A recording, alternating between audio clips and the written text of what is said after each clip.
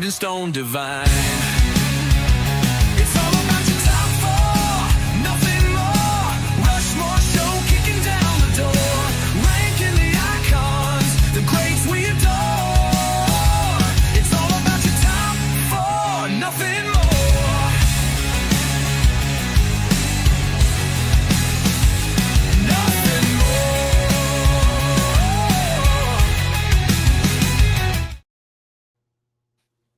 This is the Rushmore Show, where it's all about your top four and nothing more. It's Thursday night. My phone is going off, letting me know we are live, and we're climbing another mountain.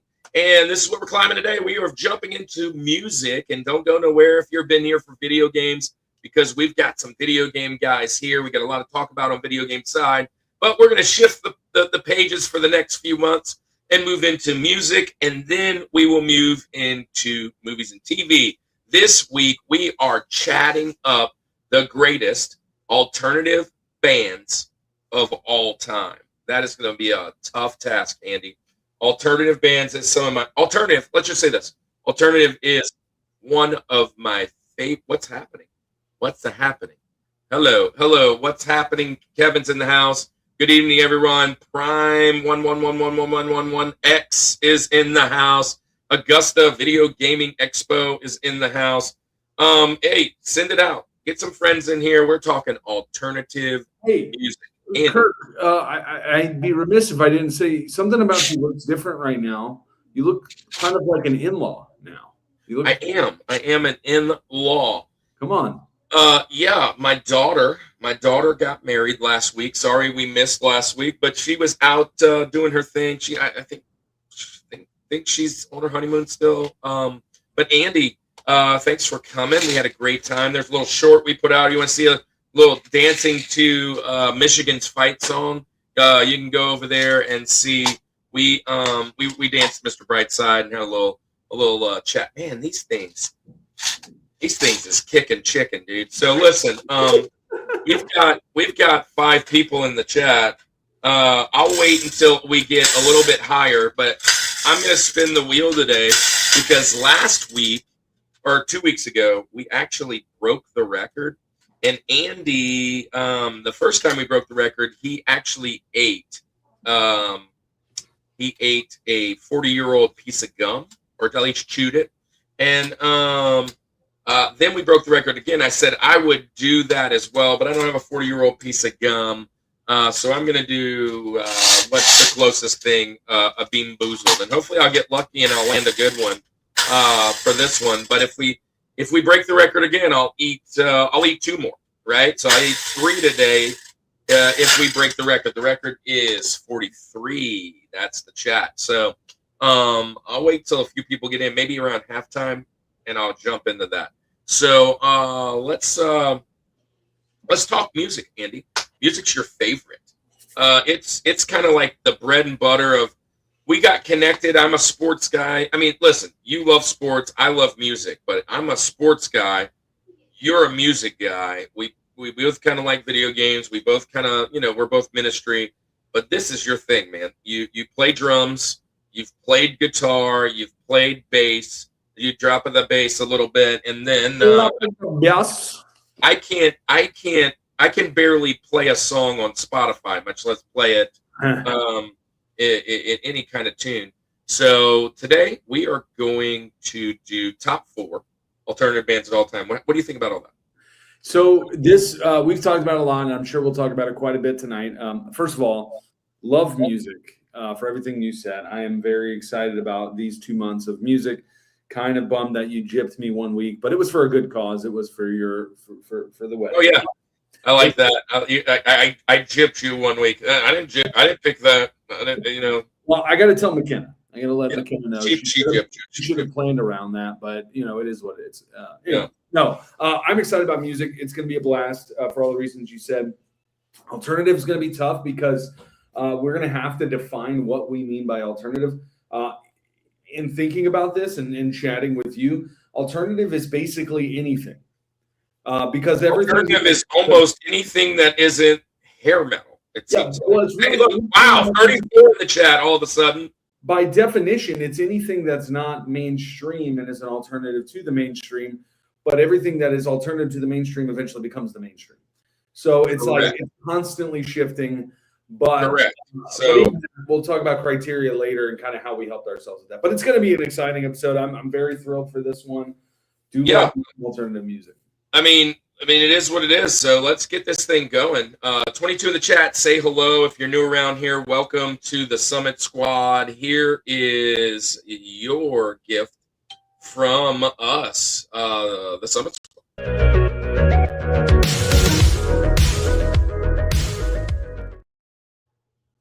And essentially what that means is we are going to climb up a mountain today, and that mountain is alternative music. Let's get our guests out here, Andy. Let's get them out so that we can chat this thing up. I love this topic, but I'm concerned. I'm scared about the topic, to be honest. And so I'm over there in the short side, Andy, kind of talking with folks over there. Let me drop this in there. And we're going to pin that comment, and we are going to send that guy, one of our favorite people, a moderator. There he is. So Augusta, welcome in. So let's do this thing. Top 4 alternative bands of all time. Let's get it.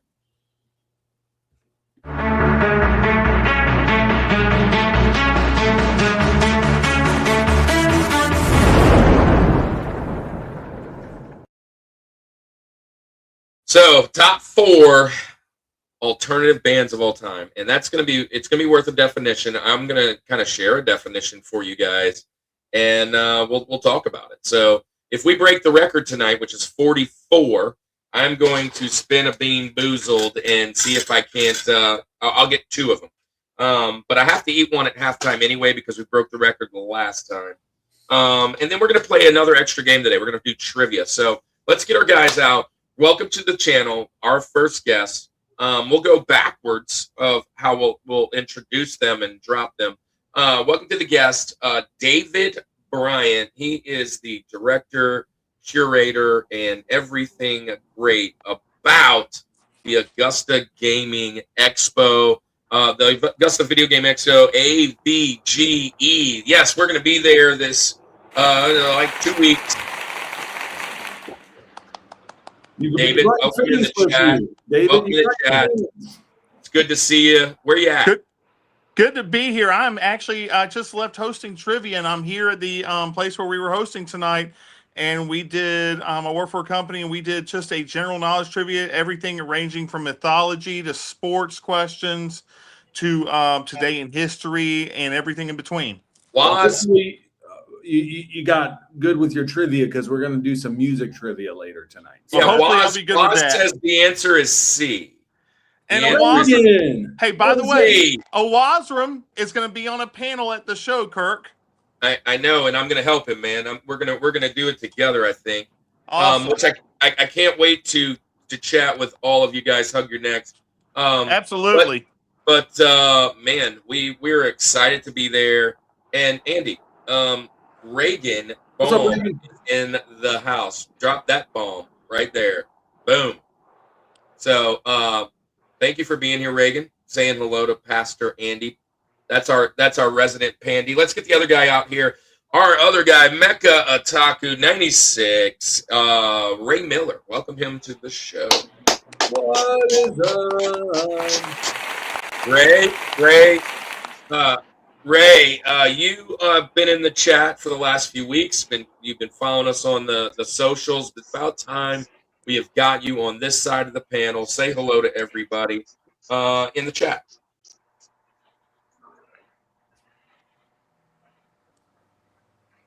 Ray is still a little behind. Ray, you're just a hair behind. So let's see. Here it comes. Well, hello everyone. I'm glad to be here. This is actually my first ever podcast being on. Yeah, no, he's not muted. He's just behind. Ray, Oof. like you did last time, you might want to click out and click in while I let David share everything about the. But yeah, I'm going to let David share everything about Augusta Gaming Expo. Why don't you jump back in, and see if we can't catch you up, if that's okay, and we'll get you right back in. All right, so David, you have a big event coming up, year 2 of the Augusta Video Gaming Expo. Tell us everything about it. Tell us everything about what the people are going to find there, when it's going to be, who's going to be the guest, and also share with anything else about your content or anything else that you want to share. Sure. This is year 2 of the show, and we're just excited as everything. This year is 3 times as larger as last year's. We're looking at 40 to 50 vendors this year. We're going to have guests, including a Wasram, who is on the chat already. Kirk obviously is going to be there. Andy unfortunately cannot be because he's moving in the middle of a big move, and we're praying for that as well. But we're going to have video game historian and Professor Michael Thomason. He was our guest last year and is returning this year. Paul Niemeyer, who did the original Mortal Kombat art for the cabinet and the game.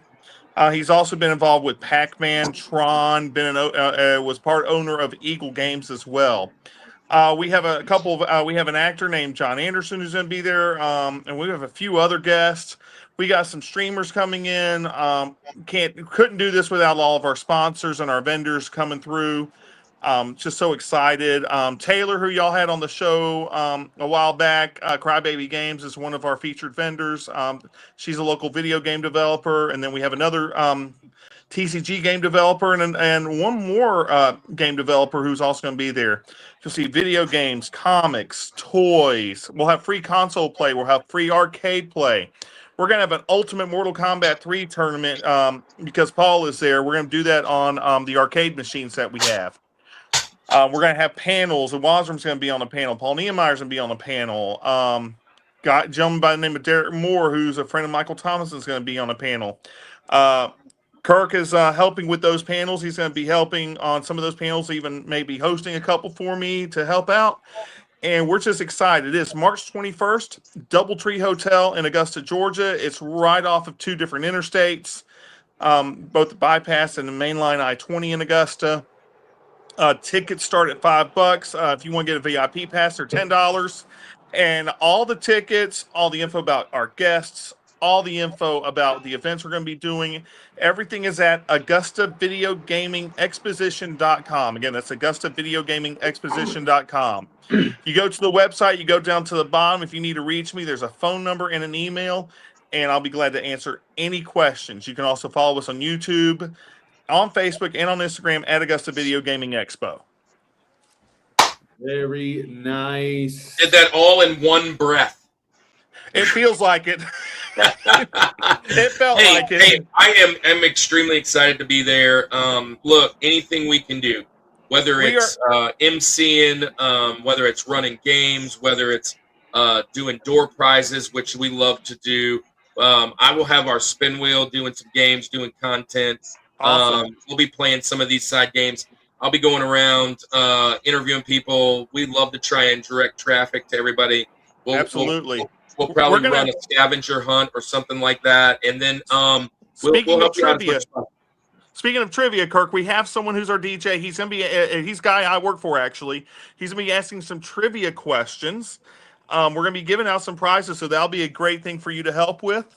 Yeah, absolutely. And then also not included in all of that, the Friday after that on March 27th, it's my birthday. There's a local barcade hosting Super Mario Trivia that I'm going to be the host for. Oh man, what a birthday! What a birthday! So what a birthday! When I heard that was coming out, I typed it immediately. Yes, I want it. Yeah, let's do that. Bryce is in the house over on the Bryce. Short side. What's up, Bryce? We love Bryce to death. Welcome on in, Bryce J. Dub. Ray, you're up. Sugar Ray Leonard, man. Hey, Ray, just tell everybody about MechaOtaku. Let's see if you're on time. Well, I go by MechaOtakuGamer here on YouTube. You're better. You're better. Keep going. Everything okay? Yeah. You're just okay. Yeah. So I just. So I just make content the best I can, record everything off of my phone, just sharing my hobby, games and anime and other things, collecting and nostalgia. I'm a bit on the younger side than some of the other people in this community, but I feel like I stand toe to toe with them, just based off of my knowledge Yeah. alone. And little known fact, I actually do like music, so I'm really happy to be here talking about music.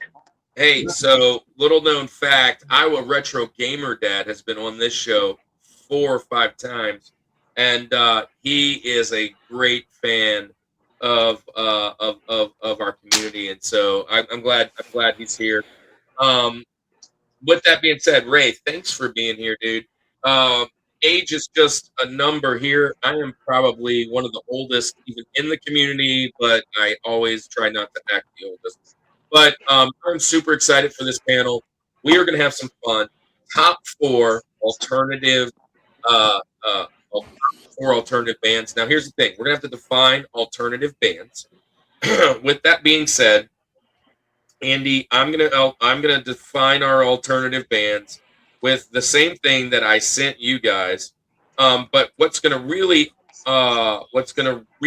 define it is your personal criteria, if you will. So, oh, by the way, if we break the record tonight, which we almost did just a minute ago, I'm gonna hit 2 of these being boozled. We already broke the record once 2 weeks ago, and again 3 weeks back.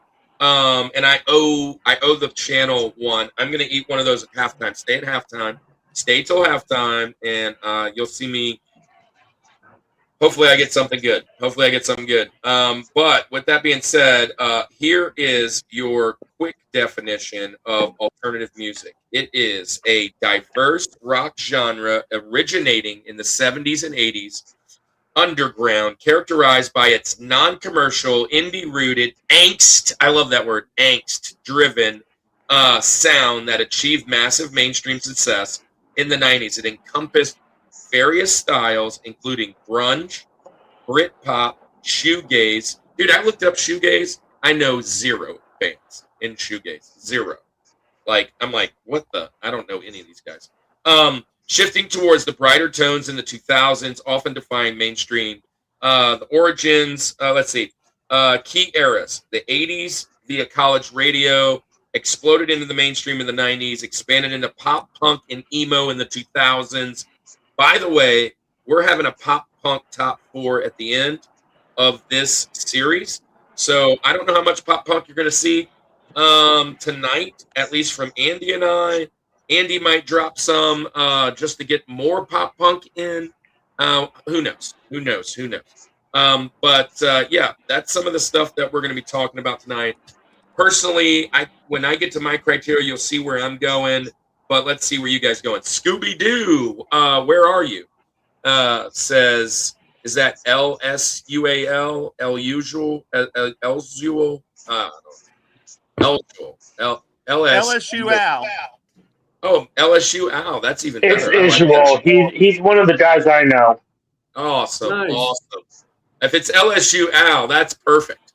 That's perfect. No, it's Israel. It's kind of like visual. Israel, of course. It's not LSU Al. Dang it. Did I hear pop punk? Chris Reed in the house. Yep, pop punk is going to be in about 4 weeks. I think it's 4 or 5 weeks. Speaking of that, I have a video to show you guys here in a second that will show some of those things. Now, with that being said, Greg, you're up first. The very first one, we call it Rosie. Rosie's number 4. It's your 4th favorite alternative band of all time. It's not the 4th best. It's your favorite. And that goes because we have a criteria. And the criteria is important because if you know anything about this show, it's not the GOATs, although it can be. It's your GOATs and why they are your favorites. If you're a sports guy, Tom Brady's always the guy I throw a dart at because I don't like him. But he's on many people's mountains. He wouldn't make my mountain. He wouldn't make Andy's Mountain. I did a top 10 the other day, and Tom Brady still wasn't in my top 10 of quarterbacks. That's not saying he's not one of the GOATs, if not the GOAT. He's just not mine. And so the criteria is important. So, Ray, before you start us off, tell us a little bit why you're picking your list this direction, and then give us your Rosie. And Isual, I'm going to send you a moderator.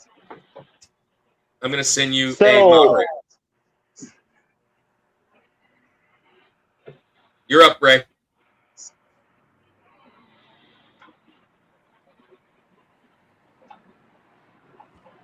So, for me to define alternative bands, like the choices that I went with are kind of oddball because I do tend to listen to a lot of music from outside of America, but some of the choices that I came up with, they are primarily like English speaking bands. So I kind of went with that. There's a couple of my choices that have to do with nostalgia. I've heard some of their songs growing up that are linked to some parts of my childhood, so that's why I went with them. So with that, my very first choice is a band called Cryoshell. Not sure if any of you guys have heard of that. No, I've not heard of that. But they are from like the Denmark area. And the first time I actually heard of them, the first song I have ever heard from them is from back in 2008. It's a song called Gravity Hurts. And it was used as the theme song for Lego Bionicle that year. And that's kind of how I got into listening to them, was just because they were associated with Lego. And that was one of my biggest things growing up. Very nice. And they were contracted by the Lego company to produce a couple songs. And then they have a more recent song that came out called As Above, So Below that I listened to. And it does have kind of that same nostalgic feeling for Bionicle, because that song was actually produced for a Bionicle fan game. That is awesome. I don't know this band. Andy, it sounds like you don't know him. David, do you know this band? Denmark. I do not. Yeah, I'm excited to be stumped tonight because I'm usually pretty much on top of the game when it comes to music, but I haven't brushed up on my Danish bands in a while, but I will have to check them out for sure. Iowa's got a great pick coming in with the Smashing of Pumpkins. Funny story, and we may mention the band later, but let me just say this, put this factoid out there now about Smashing Pumpkins. Do you know that they're not called Smashing Pumpkins because of the act of smashing pumpkins? Smashing Pumpkins means like the British, like that's smashing. They're very excellent pumpkins. Excellent. Takes a lot out of the band for me. After learning that, I was like, I don't know, lost a little, still like their music, but I lost a little. A trivia factoid. And we're going to do some trivia later, so maybe maybe you already answered one of them. I have an answer in the bag for a question about the Smashing Pumpkins. Oh, okay. Yeah. So trivia is good. So I could throw y'all a question if y'all want to hear it. Let's get a little preview of something. The lead singer for the Smashing Pumpkins is Billy Corgan. Yes. He now owns what wrestling organization? Professional wrestling organization. I didn't know he was into wrestling. Is it let's see. Let's throw a dart. TNA. No. That's what I was going to say. TNA is owned by Anthem Sports. Yeah, I mean William Patrick Corgan purchased the National Wrestling Alliance. The really? NWA. NWA? Yes. So the NWA, which used to be a territory-driven wrestling organization, he now owns the National Wrestling Alliance. Wow. Are they going to have rat in a cage matches?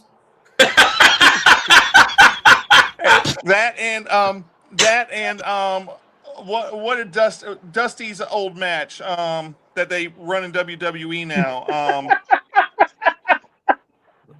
War Games.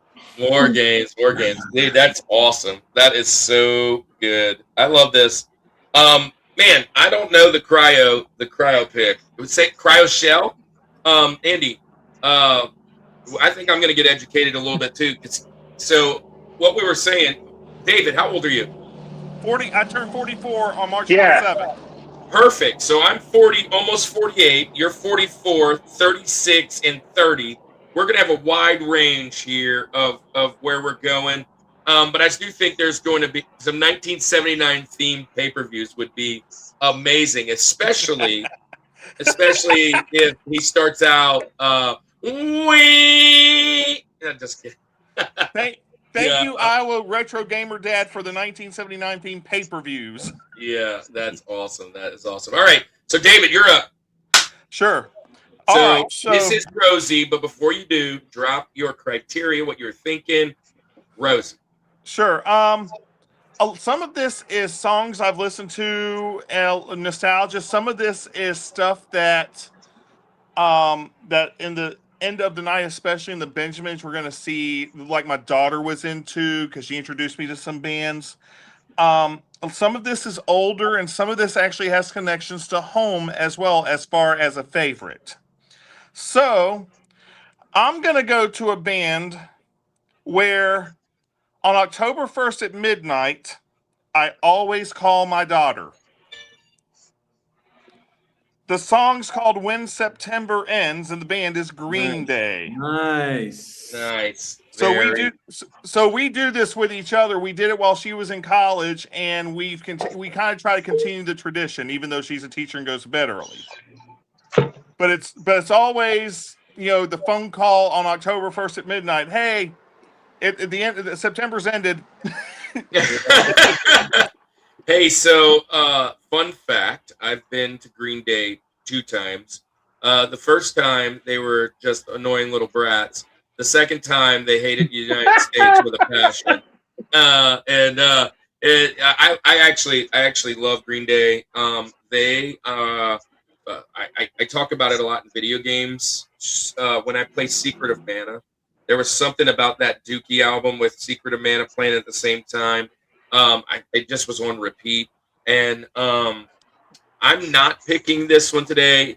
It is a long ways honorable mention, but to me, this one fits in another genre later in the year. Yeah. And not because I don't think it's an alternative. It is. And actually, I'm going to talk about my criteria in a second. This is a fantastic pick. I also had the drummer from Green Day on he was my Rosie of drummers back in the day. So I love this band. What's up, Showed? Welcome in the house. Number 4 just picked is Green Day, and Ray picked Cryo Shell. Ray, do you like Green Day at all? I mean, is that something that you like getting into?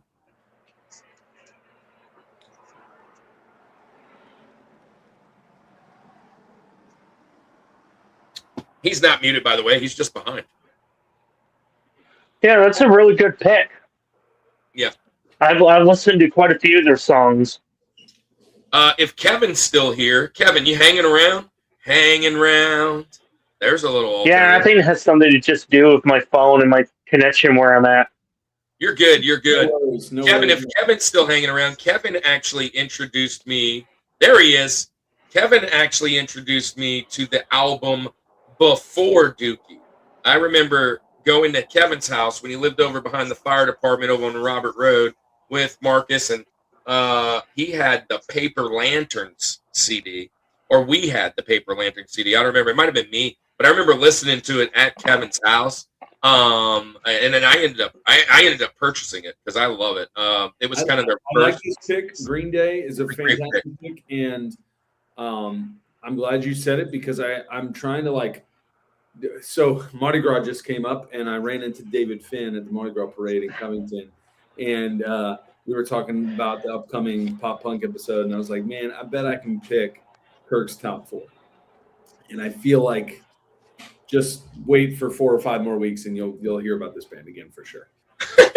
I think I have This, without a shadow of a doubt, is on it. I think I have your top 4. All 4? I maybe not, maybe the order, maybe not, but I think I've got your 4. Okay, I might shock you. I hope so. I hope so. But I wouldn't be surprised if these 4 were your 4. Anyway, this is a good pick. Green Day is great. Basket Case still, when that song comes on, I mean,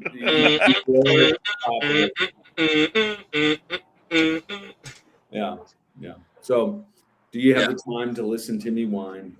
Such a great song. Do you have that time? Yeah. Great pick. All right, Kirk. So you are up, man. Get us started with your alternative. Listen, so yeah, here's my criteria. It's simple. It is simple. When I think of 90s, I think of when I think of alternative, I think of the 90s. So I am kind of zooming right in there to probably a 90s focus.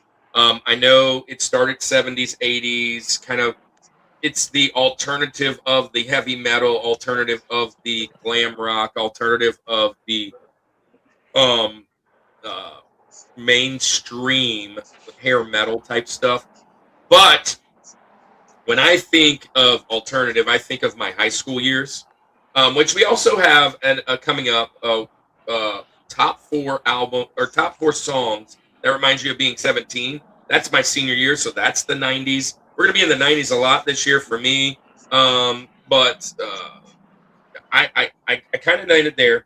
And what I kind of imagined was Seattle-style grunge alternative mixed with the post-grunge clash, right? So that full-on 90-ish to 99, there was what was on what we would call back home 2 channels, 106.7 The End, and 97.9 CPR was kind of like our alternative rock type station. And if it came on those, I'm probably thinking about it today. Number 4 was extremely hard for me, guys. I'm going to be honest. Number 4 was hard. There is 1, 2, 3, 4 bands 100% that I wanted to find its way in here. 106.7 The End, man. Infest was one of my favorites. In back CPR Fest. If they were at Infest or CPR Fest, I'm probably thinking about them today. I tried to take anything post 2000 off, but there's great in the post 2000. I'm glad. I am kind of glad that Ray, you're here, but I don't know if you're picking Denmark. You're probably not going to pick those post 2000s I'm thinking of.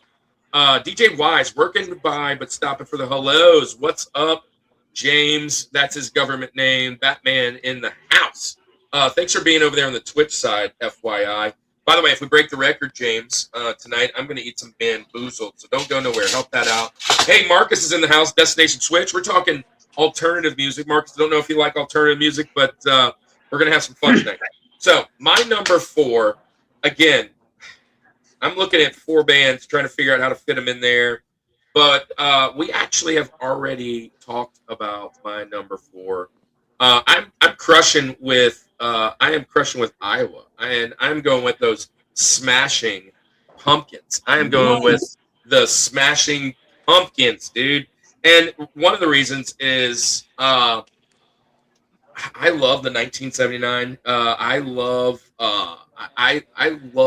what he did.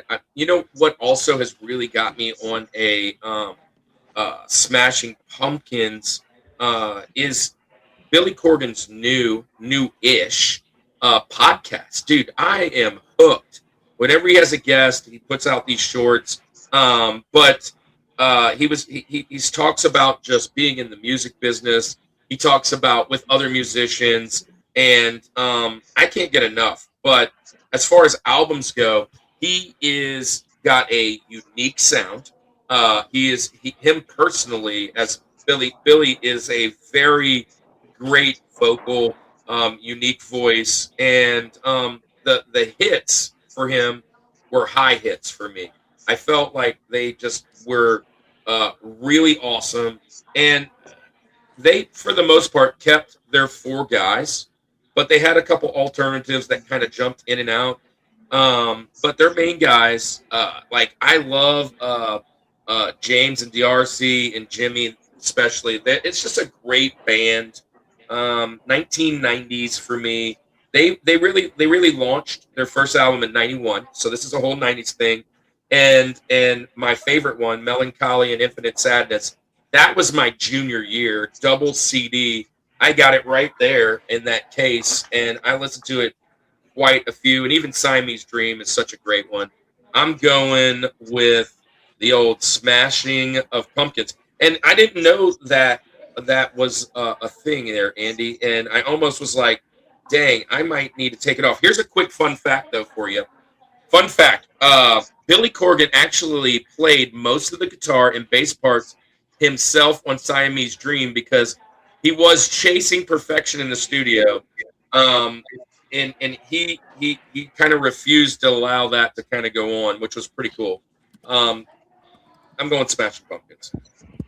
I love this pick. What's happening here? There we go. There we go. I love this pick. This is great.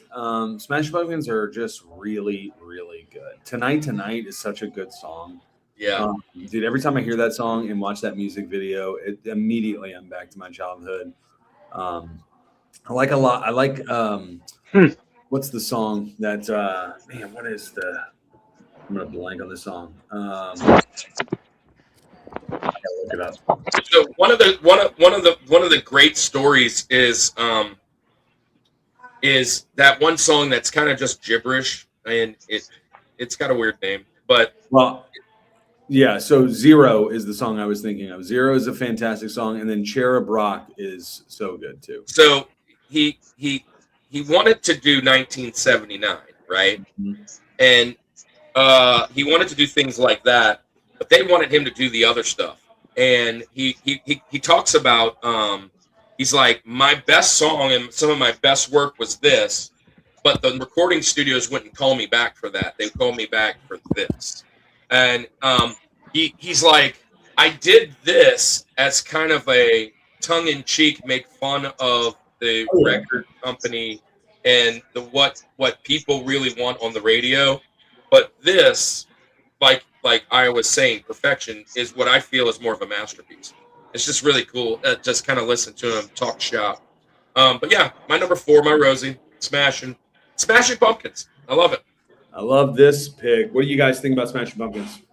Well, love this pick. They're a great band. Actually, what's funny is on my trivia pre-show playlist on Spotify, "Bullet with Butterfly Wings" is one of our songs that I play sometimes. Yeah, that's the one. So "Bullet with Butterfly Wings" is the one that they want to play all the time, right? And he wants to do more like a 1979, or vice versa, if I remember correctly. But it's between those two songs and how they're two totally kind of in a different range. And one was like radio kind of making fun of everything, which I think is the Bullet for the Valentine. And then the other one is like, this is a masterpiece. And I never got called back for stuff like this. It's kind of fun. Yeah. Ray, what you think about Smashing Pumpkins? You like them?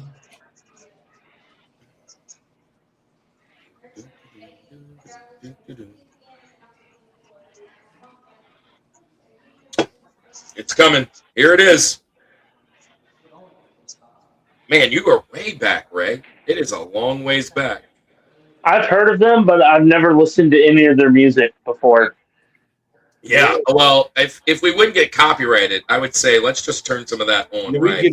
That's the problem with music. In video games, we like to show clips of the video games, but it's just we can't do it with the music. We're going to get dinged every time. But what it doesn't help that it's pouring down rain outside, and that kind of messes with signal. Yeah, no worries. Yeah. You're good with that. We're not upset at all, as long as everybody's patient. Yeah. What I'm gonna do is tomorrow, I'm gonna put together a Spotify playlist of every episode that we do of music, with some selections from that, and we'll post the link on our page. Dude, that's a perfect thing to do. So you guys can go listen to just through our, We're gonna have a little Green Day, a little Cryo Shell, and a little Smashing. So I'm writing these down so that way I can make our playlist. What I'm going to ask you guys, the guys that are on here, is send me like 2 songs, just 2 songs from each of the bands that 2 from each. Okay. And And then if it gets a Rushmore, we need 2 different songs. Yeah. So just give me 2 songs from each, but you can do that at a later time. But we're gonna put that together. That will be out this weekend, if not by tomorrow. Yeah, let's do it. Let's do it. Great albums from the Pumpkins all around. Thanks, Shode. Hey, so Andy, Yes. you're sitting in the big chair for music, so you're finishing us off. What is the Rosie for alternative? Drop us a little bit about what you're thinking. I know you were kind of telling me your criteria, and I love it. Yeah. So here's what I did. Alternative, I kind of mentioned in the beginning, it's very hard to define. It's very loose term. It's not even, I wouldn't even necessarily call it a genre. It's just a place where the band finds themselves at a time, and kind of where the music industry finds itself at the time too. So in a general sense, alternative is what is alternative to the mainstream at the time, right? So whatever you are currently hearing in the mainstream, the things that kind of go counter to that are what's considered alternative for the time. Now, that's so broad because music is constantly changing, right? So what was alternative at one point kind of becomes mainstream at a certain point, and it kind of flips back and forth. And so that's where this gets kind of hard to define. What I did when my criteria is I said, hey, I'm going to take the bands that at their inception were either intentionally different than what everybody was hearing, or they just happen to be kind of a one-of-a-kind band. What's interesting is some of these bands that I'm going to list tonight have lasted, actually every band that I have on here lasted multiple decades and kind of consistently were considered alternative in whatever decade they were found in. So these are those types of bands. These are the bands that I'm like, man, if you hear this band, they are totally alternative to everything else in the sense of no one else sounds like them. You've heard of all 4 of these bands. So I'm not doing anything like coming up with something crazy that you never heard of. You know these bands, but they're alternative. Either they were pioneers of it, they've just kind of been away from the mainstream for quite some time. Now they get radio play because, like I said, alternative, it kind of becomes the mainstream at a certain point. So, and like you said, Kirk, some of those stations that are specifically to the alternative side, the 106.7 The Ends or whatever rock station you may have that's out there. The other crazy thing is that alternative it's not just rock, right? Kirk, we were talking about this earlier. There's alternative folk music. I mean, there's everything is alternative. So it's like putting this in a box. Alternative rap is the one that I was like, alternative hip hop is a real big deal too. And it's actually really kind of the hip hop that I enjoy. So all that to say, I know I'm nerding out, and because we said music is kind of where this is the bread and butter for me. So with all of that said, my number 4 is a band that I think out of all of the bands that I'm going to mention tonight, nobody has ever sounded like them, or I even think attempted to sound like this band. This band was really cool because they were founded with the idea of being alternative in the sense of, I don't want to sound like any other band that's out there. They were the anti-mainstream band. I think they even consider themselves like an anti-heavy band, right? Like they were totally against loud guitars and all of this stuff. They wanted to be so against the grain. And the second you hear this band, at least for me, I'm transported back to the 106.7 The Ends or the different alternatives. Man, I think brought to this place. And this explanation has me leading into somebody. I hope it's them. I'm just going to start off by saying some lyrics for you. Reluctantly crouched at the engines pumping in time. The green light flashes, lights play up, burning and turning. They yearn for the cup. I'm going with Cake, dude. Cake. Oh my gosh, they're not on my list today, but they're so good. This band was almost my George, but again, I have to rank them in like what they meant to me personally. This is just a fun band. Cake is so fun. I just, going the distance. That's kind of their big, I guess, hit. It's going the distance. Well, my favorite song by them is "I Want a Girl with a Short Skirt and a Long Jacket." Long jacket, dude. This band is so cool. So many of their things it's such a unique sound. In fact, their founding guitarist just passed away pretty recently, and nobody else sounds like them at all. They have so many cool hits. They have great covers. They cover "I Will Survive." They cover "War Pigs" by Black Sabbath, and they do it in their Cake version of it. Very, very cool things to go listen to if you haven't heard those before. But man, this band is just cool. Like they're so alternative. This is the band that I thought of when the alternative kind of got brought up. So I'm going with Cake. One last thing about Cake, I'll say, when I grew up and I was going to college in Hammond, we went to this Mexican restaurant, and there was always a mariachi band there on a certain night of the week. And this mariachi band would come and they would play a Cake song called Perhaps, Perhaps, Perhaps. It's not a big hit of theirs, but in mariachi style. I mean, this was like, I wish I was making this up, but it literally inhabit. They would play Johnny Cash and do all that kind of stuff. They did like non-traditional mariachi songs, but I remember them playing Perhaps, Perhaps, Perhaps by Cake. Peak experience. I'm going Cake. Also, great band name, but there we go. That's my Rosie. Dude, so far off of left field for me. Great album cover. We're doing album covers later in the year. It's kind of a fun one, but yeah, I love the fat guy in a little coat, man. I mean, it's just these guys are funny, great lyrics, but they're kind of like they kind of remind me of like a modern day Monkees, if you will. They're just silly. They're kind of just being themselves, having a good old time. And yeah, it's a great band. Great band. I enjoyed that first album. Well, I don't know if it was their first, but their first mainstream one, I guess. The one with the pig on the front and Go in the Distance and all that was on it. I had that one, so that's a good album. You boys like cake, not chocolate cake, dude. This didn't hit my radar at all, but it is something I remember. So there you go. All right, I love this. She's going the distance, which that leads me into reminding of somebody else, Andy. And I'm thinking of a couple other two-hit wonders that I always think of when I think of cake. Hey, Ray, I'm interested if you know this band. I know you're kind of not as familiar with like Smashing Pumpkins, and this band's kind of around that same time frame. So, you guys, do you know this band? Do you have any memories or any thoughts on Cake? My name is Mud. My name is Mud. Yeah, I love that Primus pick. I wish I had memories, but I really don't. Of Primus? Or of Cake? No, of Cake. Oh. Ray, I don't know if Ray heard me. No, but the name of the band is definitely making me hungry. Dude, listen, hey, that's why I was kind of talking, because I knew it was coming, but man, it's a long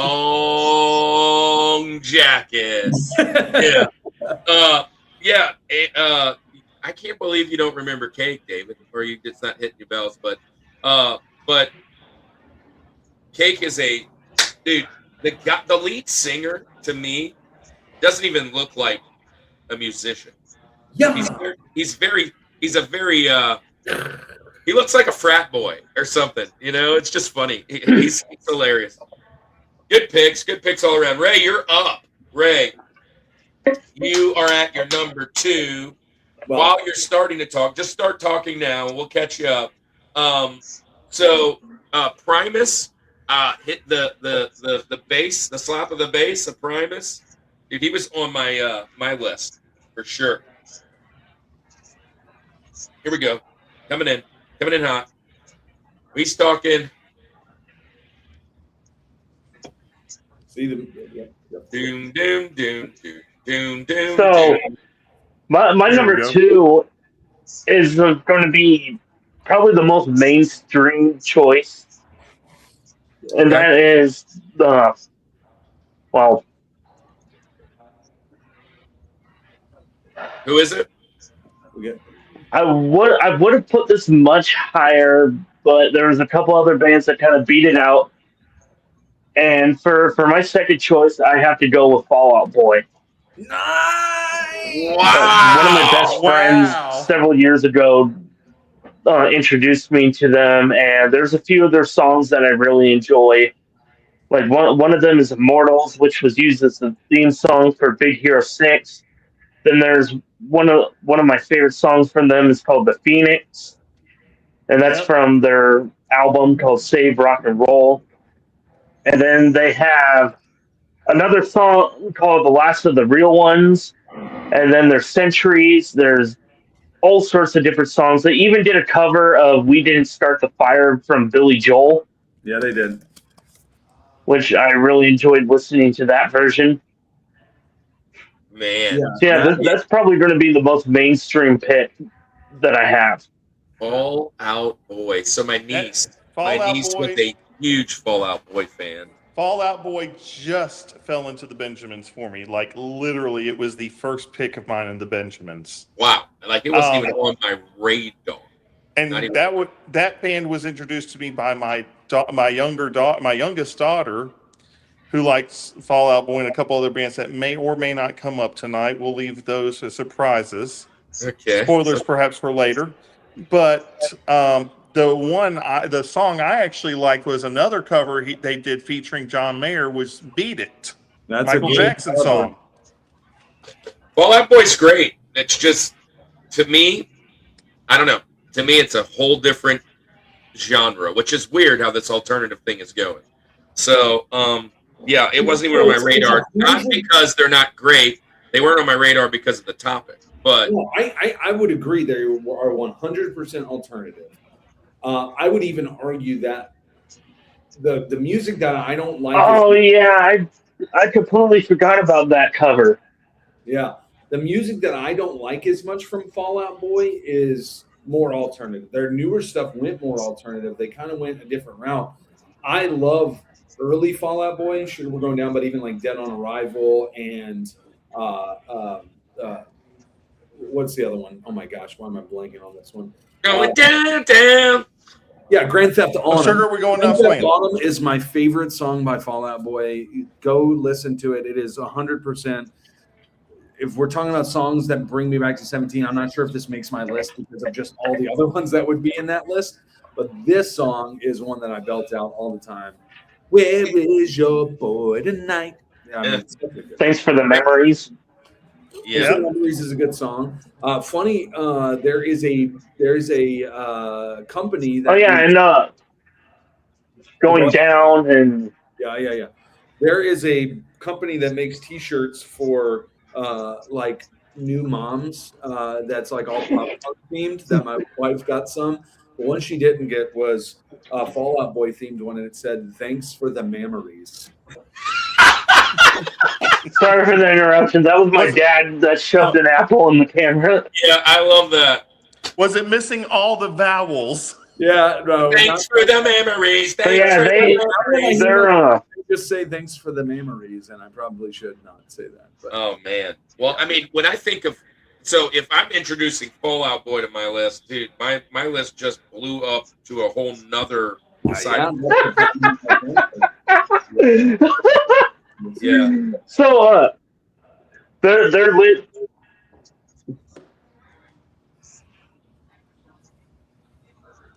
It's coming. It's coming. Thanks for the memories. Thanks for The the lead memories. singer of Fall Out Boy, Patrick Strump. Yeah.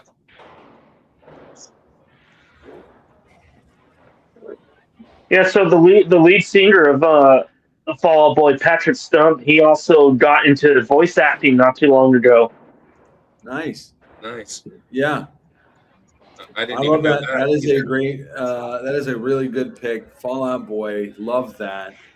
David, we're going to move on to you now for your TJ Jazzy Jeff. Who's next on your list tonight? Yes, the TJ Jazzy Jeff. We're going, as people are fond of saying, across the pond for this one. Okay, all right. And there's two mainstream songs by this band One's called Wonderwall and one's called Yes. Champagne Yes, it Supernova. It's Oasis. I love it. Champagne Supernova. In the sky. I love this. Hey, pick. so this, yeah, tell us about it, and then I'll give away a little something from the green room of the Rushmore show. I just thought these were, I mean, to me, it encompasses an alternative, softer style that you don't always hear in the alternative rocks or alternative pop scene, and it's a completely different than your Green Days or Fall Out Boys or Smashing Pumpkins. It's a much different sound, and that's why I like Oasis. I love Oasis. I always, just, if you haven't heard it already, I always kind of throw a bone or a hint of something I might be thinking of that's probably on the Benjamin side for me that I might not get to by the music I pick for the Instagram post. And Bittersweet Symphony was the choice. Listen, this is a fantastic. This whole genre of side of things, the Oasis, Verve, all that. To me, they were like that other side of alternative, which was fantastic. And they're almost all those type of bands are sitting on my Benjamin side. And so I'm glad you're picking this because it was good. This is the other half of that 97.9, the other half of that 106.7, the end. This was the other stuff they played. And I love it. I love it. And it's great because it was so different from the rock side of alternative. Right. Yeah, you got this really softer side that really tuned in almost emotionally for some people via their lyrics, their instrument choices, their music, speed, tempo, keys, and things like that. The way they sang their songs, and the way they wrote their lyrics. I thought it was a perfect opposite side to the alternative rock scene. So good. Oasis is so good, man. I was gonna add them to my list, but the more I thought about it, I said maybe. But honestly, those are great too. Those Champagne Supernova and Wonderwall, those are great songs. But I love "Don't Look Back in Anger." I think that's one of my favorite songs by them. But I mean, you can't go wrong with it. It's a great pick. Love Oasis. They were kind of that band though that got derailed because of ego. I know that they wanted to be the Beatles. Yeah, there's several pictures I remember back in the day of the lead singer kind of looking like John Lennon. Yeah, I remember that. Sure. Was that Liam? What's his name? Gallagher. Liam Gallagher. Is that his name? Liam Gallagher. Yeah. So, I mean, good pick. Oasis, though, they got some classics, some bangers there. Very much, some very big classics. Yeah, Ray, have you heard of the band Oasis before? I believe so. Yeah, there we go. Right on time. Yeah, look, no delay there. There we go. That's it could have also been my earbuds, but these things need to be charged, so I took them out. Well, there you go. Yeah, so Oasis, man. If you haven't heard about them, man, check them out. Dude, Oasis is great. It's great. I know there's a store that I've seen that has Oasis, and I have heard of them. I just don't remember any of their music.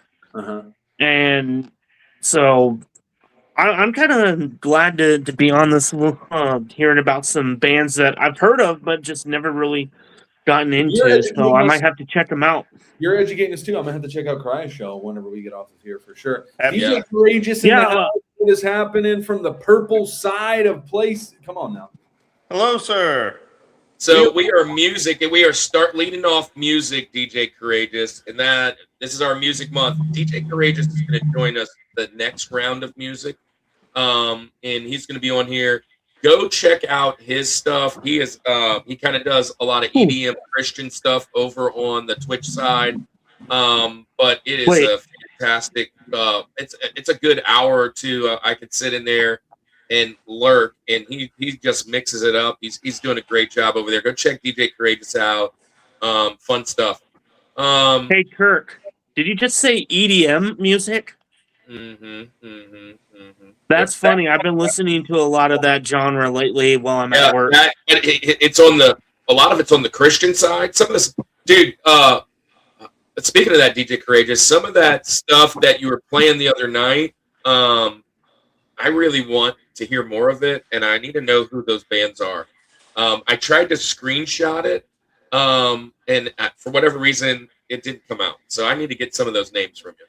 Because, dude, they were awesome. One reason I wanted to share them with Andy, because I know he's always looking for new stuff, especially with the youth. These would be great early stuff to open up a ministry with, Andy. It's really good stuff. Anyways, I'm going to jump in, finish this first half of the mountain. David, we lost you. You're not gonna I'm right here. I still got to finish. Remember? Oh, you're not done. You're not done. But Kirk goes and then I go. Remember, you go, then I go. I'm right here. I'm sorry. Yeah, I'm going. I know. You just said you were finishing off the first half. I thought you meant like you were. Oh yeah. No. Well, I meant like get this thing going. Yeah. I was like, wait a second. I didn't know that. I'm not last. Is what I was. Anyways, we're good. We meant the same thing. So I've got a Spotify playlist with all that. Dude, shoot it our way, please. Yes. That's pretty cool. And thank you guys for being on the purple side. We are, if you are on Twitch, guys, if you could switch over to Twitch, go follow us. We are just the average watch, 3 per show or whatever from being an affiliate. So if you guys go watch over there, we'll probably get affiliate within a week or two. And I actually just got a Twitch account, so I'm actually streaming on Twitch, but I don't know how to get that. Yeah, the algorithm is crazy. Twitch is hard. Hey, but let me jump in. Man, this one could have been 4. It could have been 5. It could have even been 6. It was one of those 4 that was kind of fighting for 4. But I love this band. This band's one of my favorite bands of all time. Gosh, they're so unique. When you go back and you talk about greatest musicians of all time, the first year that we did this and did music was our first series. We did greatest singers of all time, bass of all time, drummers of all time, and the greatest guitarist of all time. 2 of the guys of this band made it on our show in 2 different spots, which is awesome. They've been in movies. They're all over. They're a mix of funk and punk and rap. Everything from California, baby. Red Hot Chili Peppers. Listen, Flea was on my bass, slap at a bass. Chad Smith, which is not the original drummer, but he took over kind of going after the 1988 death of Hillel Slovak. He jumped in, Chad Smith, for the Blood, Sugar, Sex, Magic. And that's one of the greatest albums of all time. But it's not even probably their best album. If you look at musically standpoint, it's my favorite because it reminds me of my high school times. But a little while later, with the Californication, Scar Tissue, and all of that stuff, Roller Coaster, just amazing. You talk about alternative, they're all over the place. One of the greatest bass guys and drummers in history. I don't care what anybody says. They are phenomenal. I actually have a sticker for the Red Hot Chili Peppers that is in the Rushmore style that's going to be on our Redbubble because I love them so much, and I know Andy loves them so much. Chad Smith is one of Andy's favorite drummers of all time.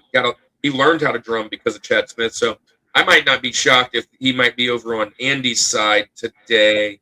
But, Under the Bridge is like my high school theme song. Dude, like listening to that song is just amazing. And,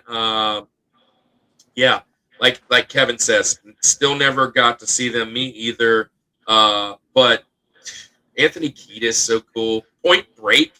Come on, man. Point Break. Anyways, I'll let you guys talk. Red Hot Chili Peppers. Well, one of my favorite things, Andy, that you always send me are those little memes. That one where they're dropping the peppers on the guitar and the drops the red one is like dude, great stuff. So what do you think about this pick? Red Hot Chili Peppers. Obviously love this pick for everything that you just said about it. So I cannot argue at all in the slightest about this pick. What do you guys think about Red Hot Chili Peppers? There's no argument. Yeah. They were on my Benjamins for sure, but there's no argument that they're one of the top. Ray, you like the Red Hot Chili Peppers? Do you know them? Not really. You don't like them, or you don't know? Oh, he doesn't know them. I don't know. Maybe he doesn't know them.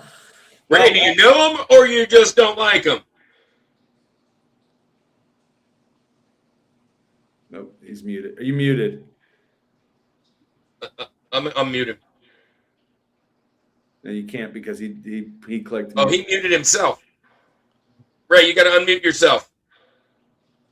There it is. I'm sorry. I There we go. didn't mean to do that. Hey, we're like, you finally got it fixed, and now he mutes himself. What? So you don't know them, or you don't like them?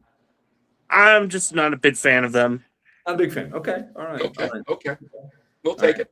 Hey, David, Marcus, coming in hot. This is like top line news right here. Always. David, do you want me to still come down for the con? And Destination the answer Switch. is yes. And just in case I was not clear about it, yes. Hey, and Marcus, make sure you bring a new basketball jersey. I mean, this dude's got more jerseys than anybody I've ever seen. Marcus, you record and everything. If you record, bring your camera, bring your stuff, and get some footage while you're there and have some fun. Of course. Hey, Marcus, let's do a short if you come. Let's do a video. Let's collab something. I'll have some fun with y'all while I'm walking around. Come spin my wheel. That sounds a little Red Hot Chili Peppers. Destination says Marcus says he likes the peppers. So yeah, I like it. Slap at the base, my man. All right, that's the first half of the mountain. Just kidding. Andy's up. Andy. Yeah, Kirk's not used to not going last. Well, I was kind of going to mess with him that time. But it's Andy, tricky. Who's TJ. number 3? Yeah, Who's TJ? So, I'm going to the 90s. Staying in the 90s where I'm at here. But again, not sort of kind of echoing your type of mountain here, Kirk. But when I think of bands in the 90s that are just completely unique, they don't really fit into one specific area. In fact, when I was looking it up today, and I was like, what are they considered? And it's like pop rock. Rock is what they say. It's, again, such a broad thing. But when they had a narrower kind of definition of what they were, and they were considered nerd rock. So I'm going to go with Weezer. That's amazing. Yeah. Because listen, Weezer was who I thought you were talking about for Kate. Yeah, I'm going Weezer, man. Buddy Holly, the Sweater Song. I mean, I will say this. We've talked about this. If we were to ever do Rushmore of just music moments, like just not necessarily a solo, not necessarily a vocal, not necessarily a riff, not necessarily what, just a moment in music that might be the best moment in all of music. Like that and Phil Collins' Phil in the Air Tonight are the 1 and 2. I mean, it's just there. But I love Weezer, man. Weezer is just such a unique band. They were constantly kind of redefining their sound. Rivers Cuomo, I mean, it's just a fantastic songwriter. I love the music videos that they did. Again, they were just kind of like an all over the board, just great band. But man, there's a myth out there that the Blue Album, which again, the Blue Album The debut album, that's the one with Buddy Holly and all these other hits that are just classics, right? There's a rumor out there that I saw that he wrote over 700 songs before selecting what tracks were going to be on that album. And there's been like diehard Weezer fans out there that have been searching for those songs. But man, I love Weezer. There's not a band out there that sounds like them. I have distinct memories of riding on the school bus and putting the Blue Album on my portable CD player. And I love how we call it the Blue Album.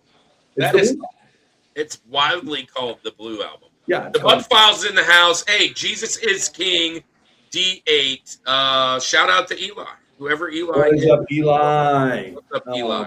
And I love your name, Jesus is King, because that is the truth. Bud Files, thanks for being here. Dude, Wings are so amazing. I love that we call it the Blue Album. What were we going to say? Finish that statement.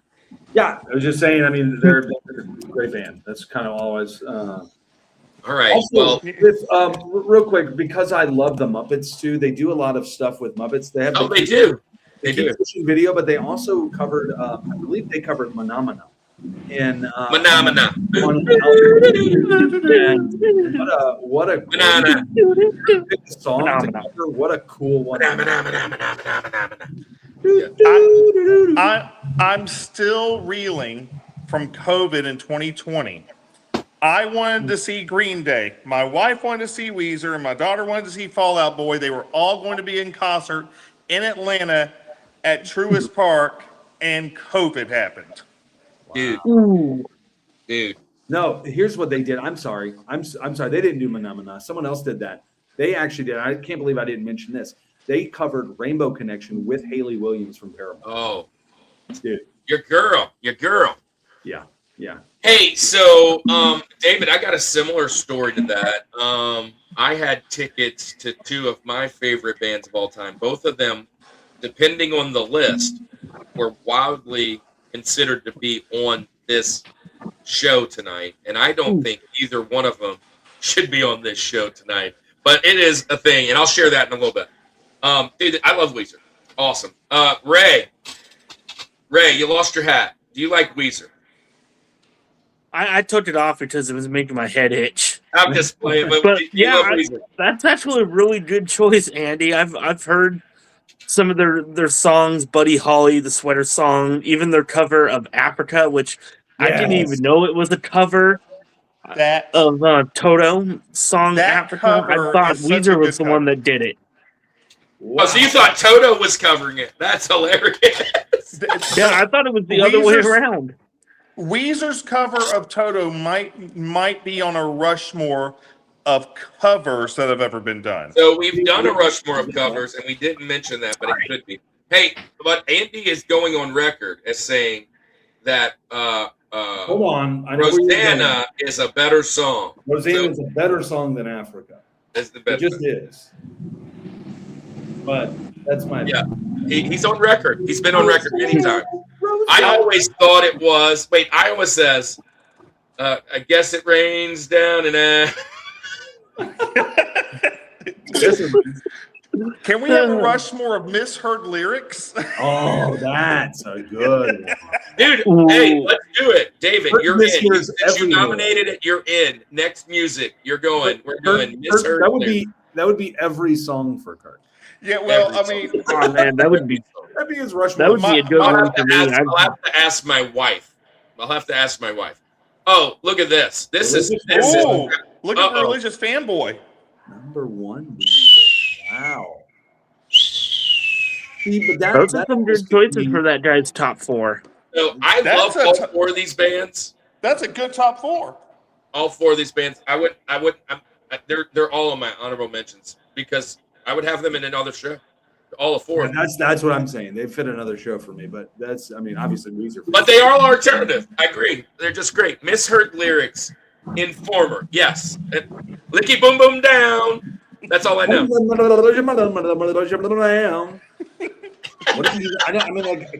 mishearing if I don't know what he's saying at all? My favorite is when there's a good comedian. There's a good comedian that kind of does a bit with the misheard lyrics. I love watching that stuff. Hey, we're halfway. Oh goodness! You said that. Now the name escapes me. There's a British comedian who also does it.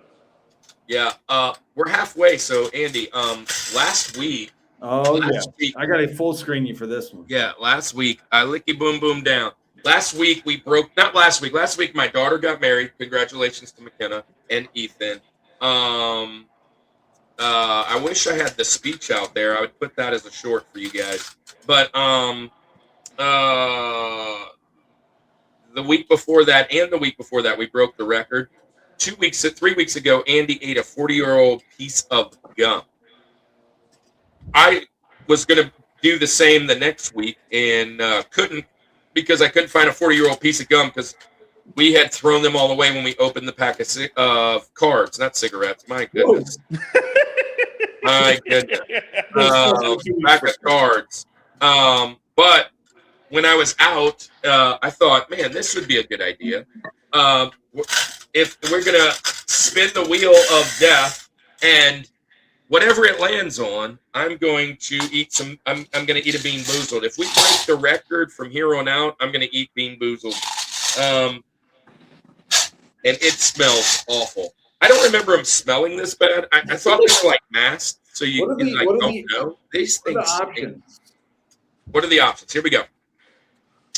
Cappuccino or liver and onions. Pomegranate or old bandage. Ooh. That's gross. Toasted marshmallow or stink bug. This is top banana or wet dog. Juicy pear or boogers.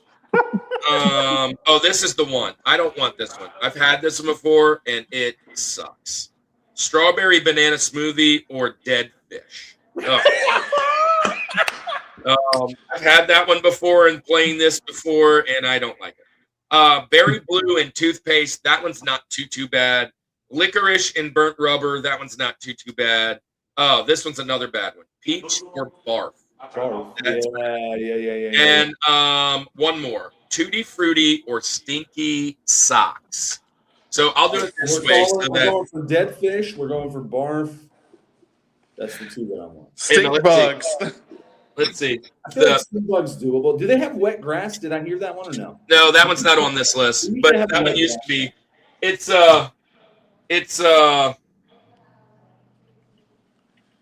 stink bug, old bandage, liver and onion, stinky socks, barf, burnt rubber, toothpaste, dead fish, boogers, or wet dog. Do we have access to a drum roll by chance? Oh, I have a drum roll. Give me it's bongo drum roll. That's fine. So this right here is where it's at. Thank you, Andy. Yeah. All right, here we go. And the winner is. Oh man.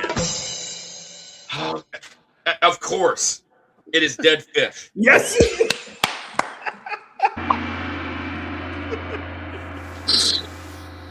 All right. Very excited for this. Man, I'm turning red. This is so good. one of my YouTube friends tried the dead fish one, and it almost made him hurl. So that one's got to be barf. So dead fish, wet dog, and barf look very similar. No! I think it's going to be The office is called. I think it's this one. I think. All right. Our speeding very fast. All right, here we go. Oh.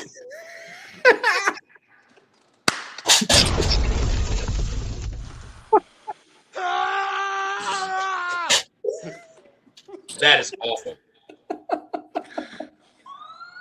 At least cook the fish, for goodness sake. Call the police in this segment. What's happening?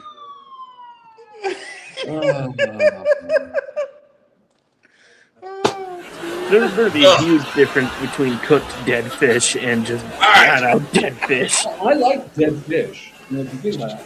I like dead fish when they're cooked. Same here. And All right. fresh. If we break the record, I'll do two more. Wow. All right. Where are we right Put this now? video out there. The record is 43. We're at 18. We got the up record we got to 28 at one point. So Well, we were at 34. for a quick blip, and then it fell off. 34 was the highest we've had today. So if it just at one point gets to 44, then we're going another beat boost. Oh my goodness. It's still lingering. It like the cranberries, it's Which lingering. will be mentioned. Hey, so let's talk. Real talk. This past weekend, we were at, or 2 weekends ago, I was at Louisiana RetroCon. Great convention, hanging out with Davey. Here's the amazing poster by Robbie Musso. He does posters for all the conventions back home. Get a really cool poster. It's awesome. This one's that flipper dude's in the house. Yeah, exactly. But a couple. It's hard for me to think right now. I got it still in my teeth. Couple things. The creators. My goodness. Christian Creators Directory is a book that has over 140 of our Christian creators. Matter of fact, David Bryant, I think if you're not in here, you should be, at least with the Augusta Gaming Expo and everything, because you are. Yep, here it is, right there. Augusta Video Gaming Expo, David Bryant. It is in here for being a Christian creator. You can pick this up at deadfish.com is where you can pick it up. Don't try that website. We haven't tested it yet. Don't give that. Hey, that website might be real, so you may not want to give that one out. We don't. Right here is where you can go. You can go there and find this. And also, I dropped today, right before the show, week 11 of the video game devotional. Really great read that you can run with your family, with your kids, especially if you're a video game family. Let's see, what was on today's? Street Fighter, Mortal Kombat, Castlevania Symphony of the Night, Contra 3. I know that was 4 of them that I did for this week. Go check it out. The devotional is free on this page right here. And let's share our friends. Iowa's here. Let's share Iowa. I am going to be on the Retro Rewind podcast this Tuesday doing Cocoon. So let's do Retro Rewind podcast this next Tuesday. And let's share our coffee while I go rinse my mouth out. Yeah, let's do that. So you said Retro Rewind. Oh, and by the way, I'm going to be at the Augusta Video Game Expo. You'll get to see all of our amazing stuff. We'll have our booth, hopefully booth set up, ready for you guys to come spin the wheel, come get on the show. We'll film you. We'll have a lot of fun, and it's going to be a blast. Hey, who are we shouting out? Retro Rewind, and who else? Iowa. Iowa's in the chat. Let's do it.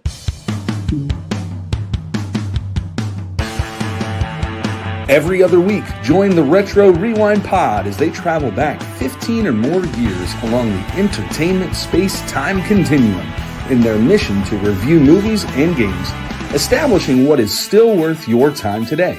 Expect fun banter and trivial insights from Francisco, Paul, and rotating guest hosts who are all out of time. Let's face it, at-home coffee can be pretty stale.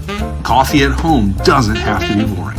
The Village Coffee is here to deliver the flavor. The Village Coffee roasts coffee every week and sells online. Go to villagebeans.com to order your coffee today and use discount code RUSHMORE for free shipping. Zach, the Iowa Retro Gamer Dad, brings heart, honesty, and heat to retro gaming, collecting, and pack ripping with his son. From tackling addiction and mental health to calling out scalpers and celebrating nostalgia, this channel is where real talk meets real fun. Follow the journey at youtube.com/@Iowa Retro Gamer Dad. And also follow along on Instagram and Twitch.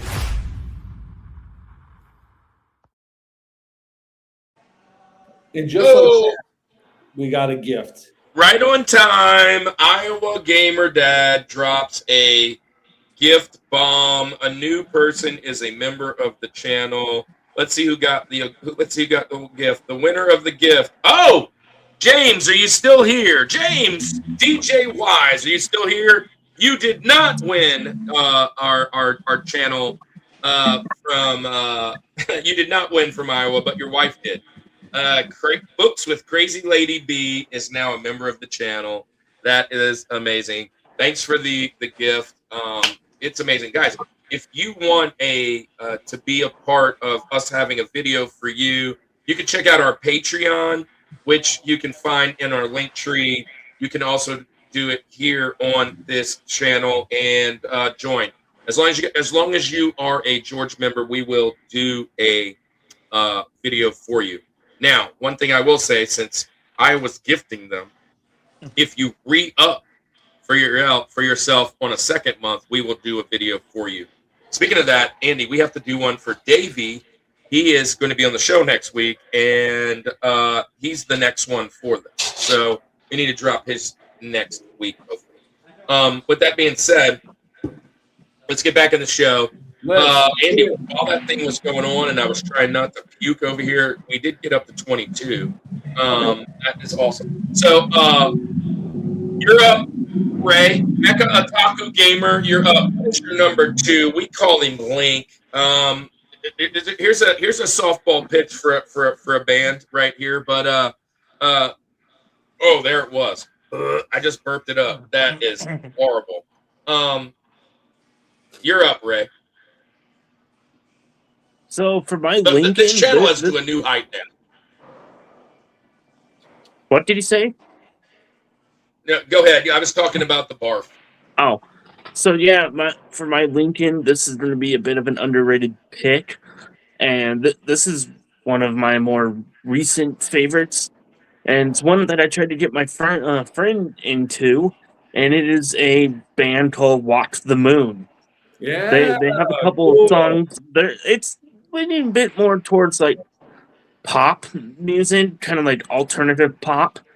But they have a few of their songs on my Spotify playlist, like Lost in the Wild, Shut Up and Dance, Anna's Son, and Kamikaze are like my top 4 from them.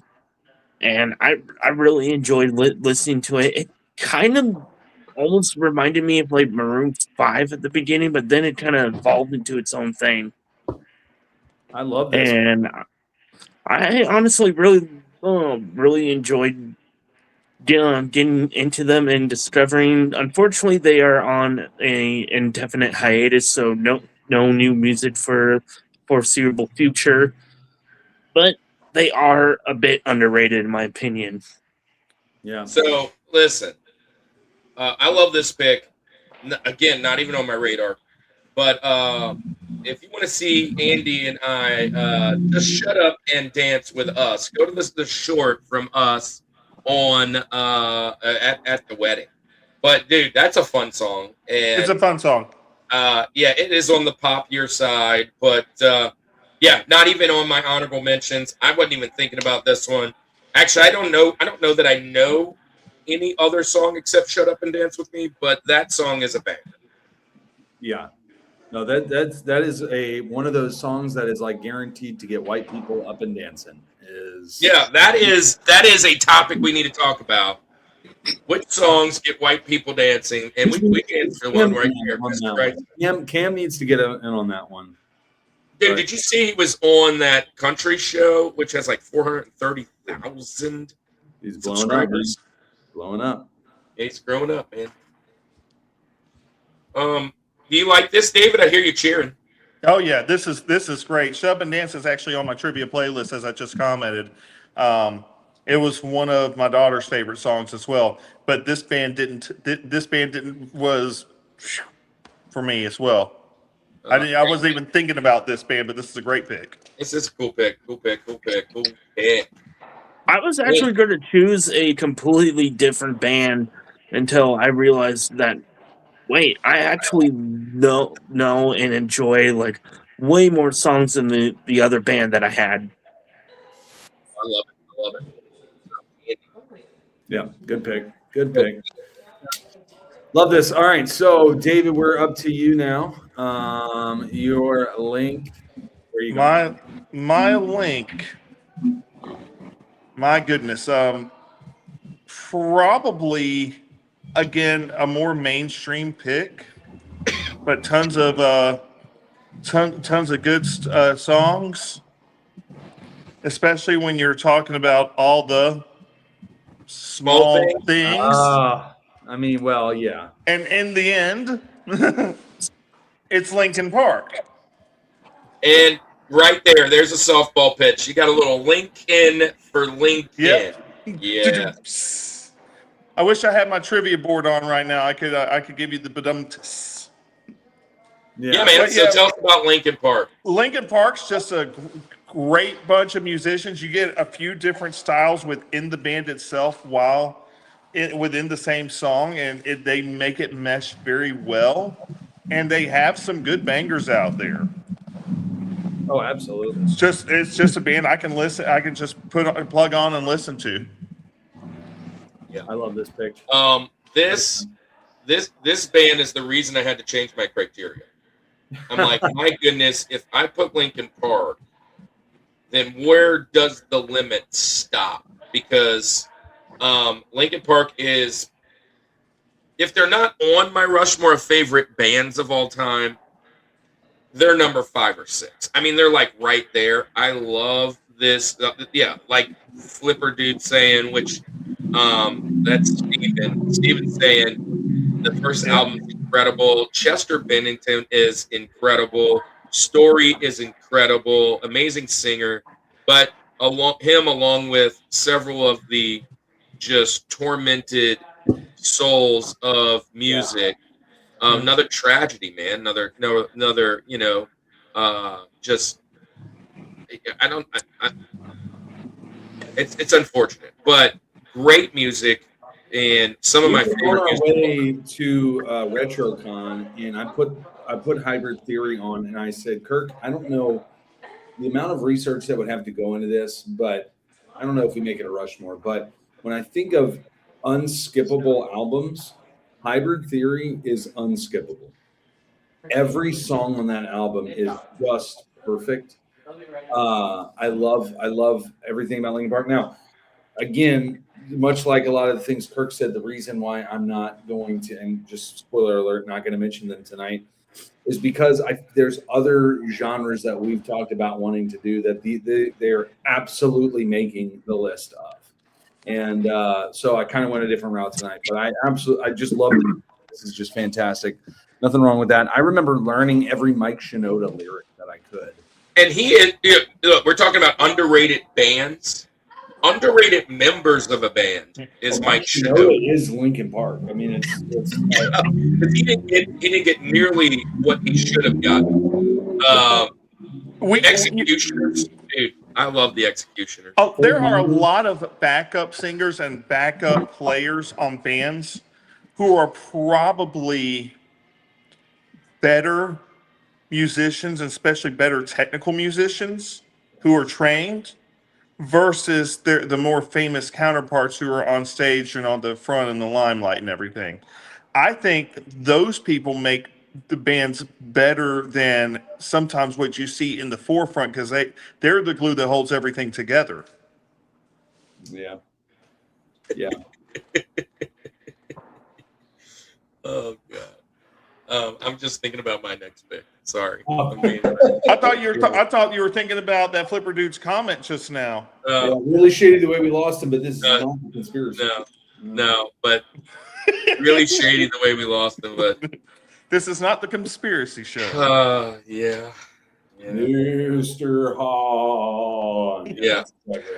Dude, the whole reanimation, like them and Jay-Z, that album was just crazy. Meteora, like you said, fantastic album there too. So I love this so much. Great pick.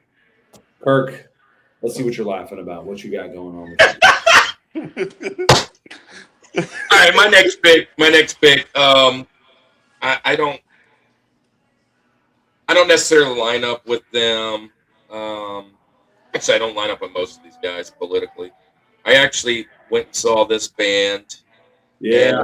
And I actually went and saw this band because I was working the concert, and they famously burned the American flag on the stage, and a picture of our president at the time.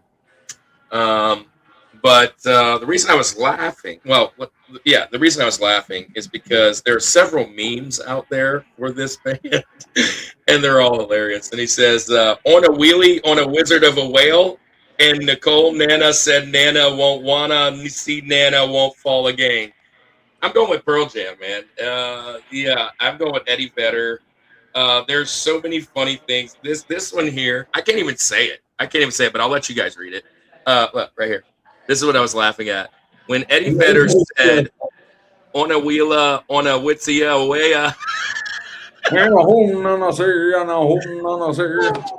But I'm going with Pearl Jam, Seattle music, again, grunge, kind of the birthplace of that whole thing. But that, you talk about unskippable albums, 10 might be that for me, with Alive, Jeremy, Even Flow, Black. Then you had the Versus album with Daughter and Animal, Vitalogy, Given to Fly. There are so many good songs. They were inducted into the Hall of Fame in 2017. What's really cool is the only reason that Pearl Jam kind of came about is because another band called Mother Love Bone kind of broke up, and because their singer died. And then, Eddie has been in Temple of the Dog. He's been in all kinds of stuff, but Eddie Vedder is a strange individual as a person.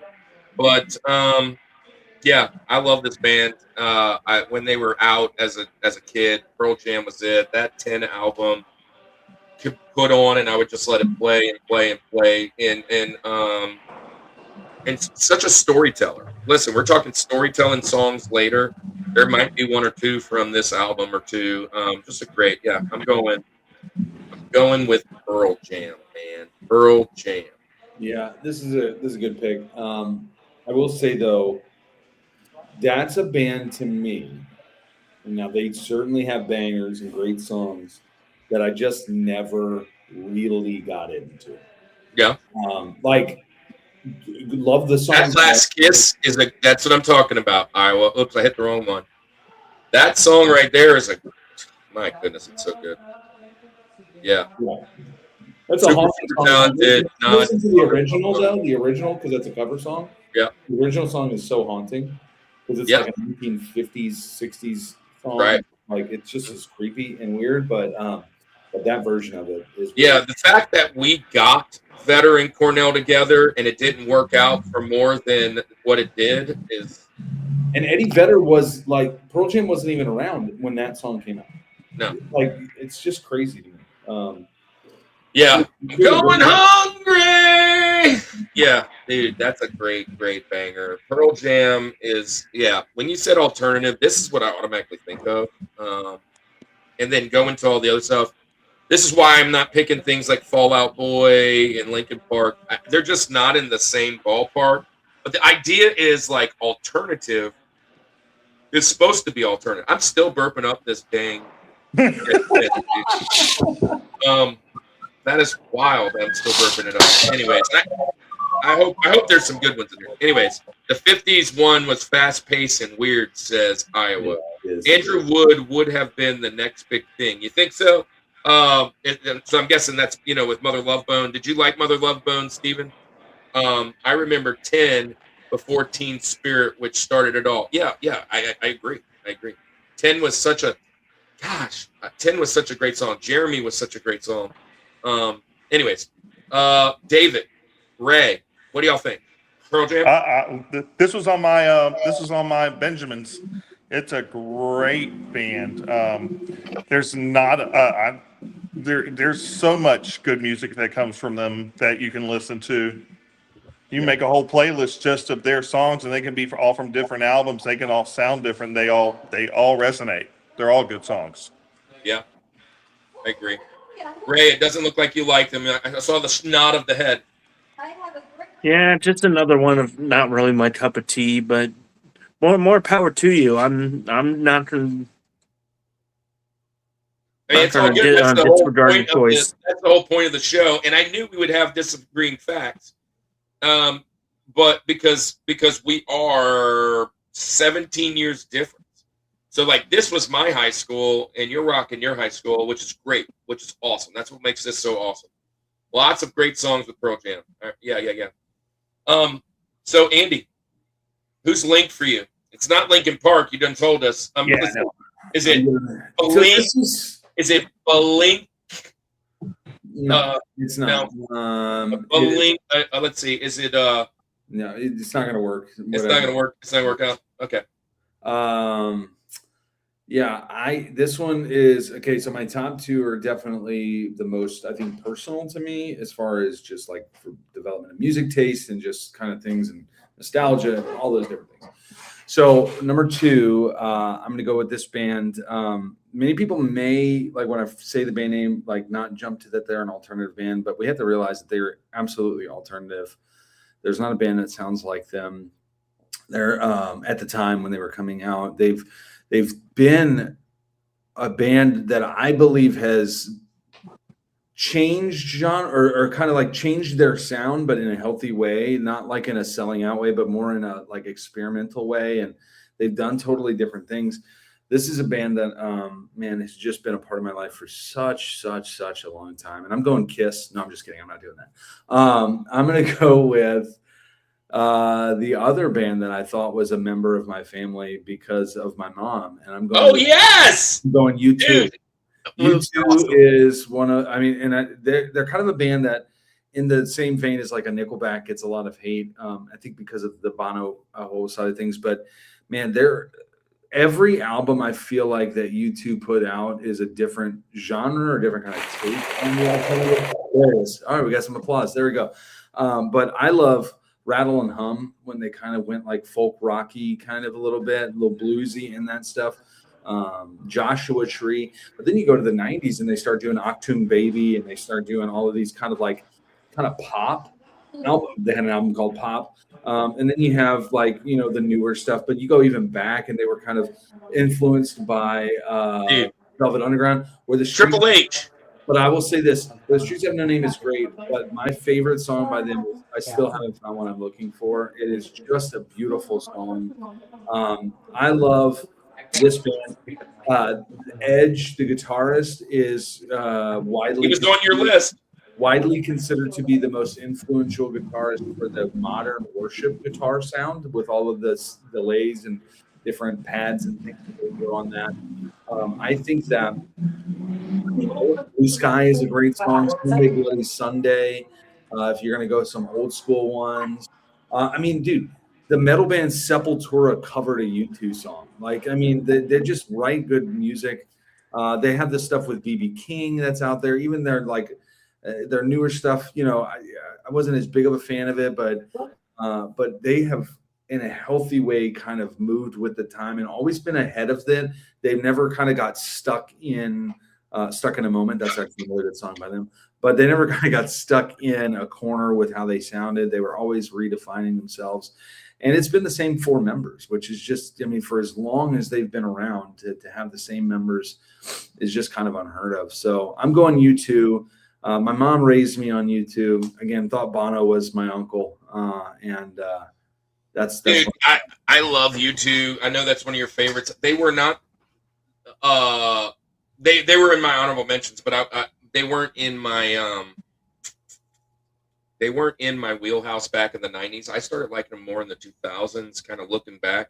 I'll tell you what really turned on. You kind of heard me maybe say it. One of Triple H's comeback from the knee injury or whatever he did. The Streets Have No Name was the theme song for that video for like 2 months. Mm-hmm. And I just remember that pretty ideally. And they had so much good music. Bono's iconic. Bono is iconic for his voice. It's great stuff. It seems like Iowa loves him. He says he's like an angel. And David which he's about to talk on this, I think, said, never thought you two as an alternative band, much more soft rock pop band. You guys below, tell us all about you two. Tell us about you two. Oh, I love the U2's music. I just never thought of it as an alternative band. And maybe that's just because by the time I got into YouTube, they had become so mainstream and so knowledgeable, and their music really fit the era of what they were doing. I would have never thought of them as an alternative band, but if you look back and think about the music they were doing at the time, it makes perfect sense. This is a great pick and a great band to have. Yeah. What about you, Ray? I'd definitely say great pick. I don't recall any of their music, but I've definitely heard of them over the last couple decades. Yeah. Yeah. Iowa says they did a lot for communities, raising money. That's they are, Christians. Some of their views are a little bit different than what mine would be, but again, they're still, they're very positive people. So, love this stuff. Nice. Irish rock, man. Come on. Irish rock. That is great. Well, let's get into this. This is the George, the number one. Man, what is the best alternative band of all time, Ray?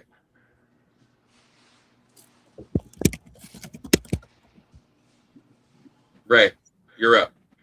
Number one. Oh, George. Yeah, sorry about that. So yeah, my George, this is definitely going to be the biggest oddball pick because they don't even sing in English, but I do consider them to be a bit of an alternative band because they mix different genres to kind of make it sound different. But they did the theme song to one of my all-time favorite video games, and it is one of my favorite songs. The song is called Karma, and the band is called Bump of Chicken.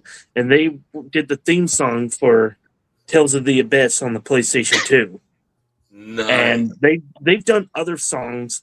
They have one for a mecha anime on Netflix that I really enjoyed. They have one for a music video for Pokemon.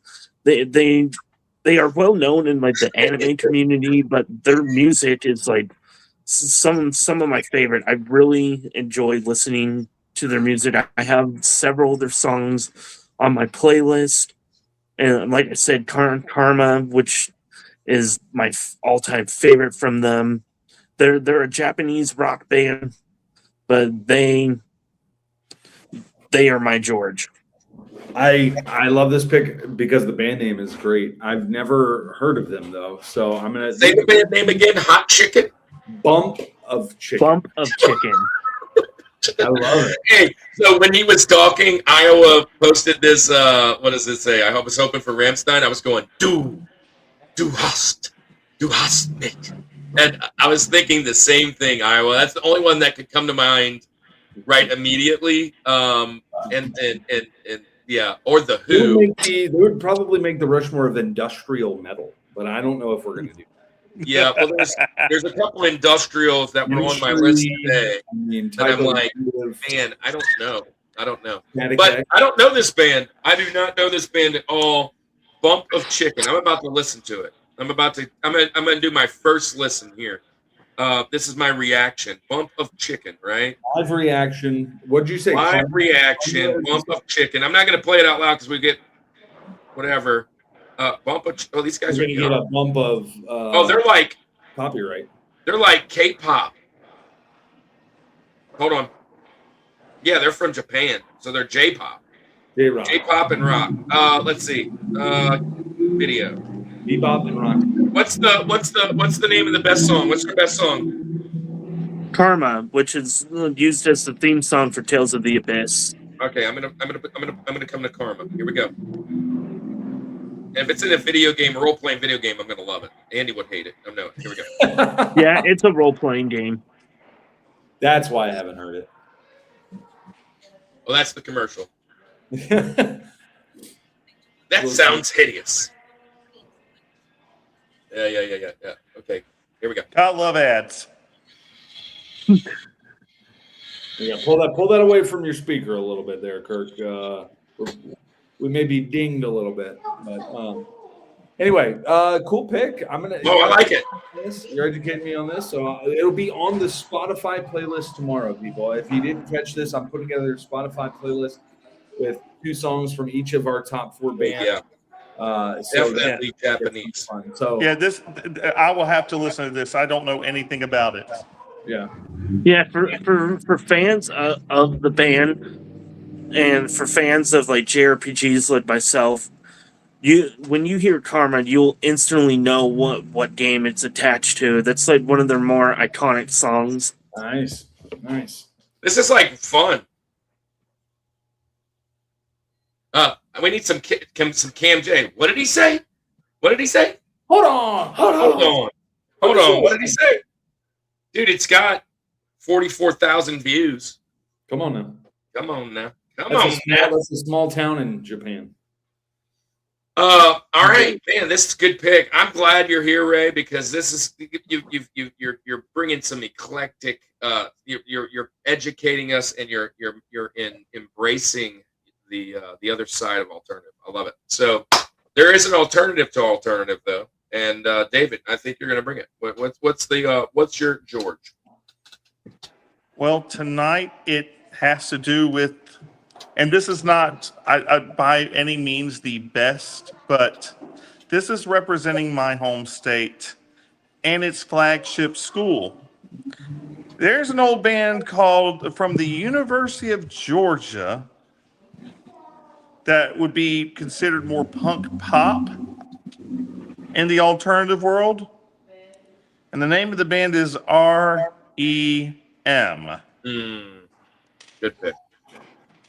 Good pick. I was sitting in a corner, and I was waiting for someone to pick. You in the corner, but are you in the spotlight? Yeah. I'm losing my religion. Happy people. Dude, in the place where you live now. I will say this. REM has more hits than I remember. Every time I go to like look up an REM song, I was like, dang, they had all these songs. They did all of this.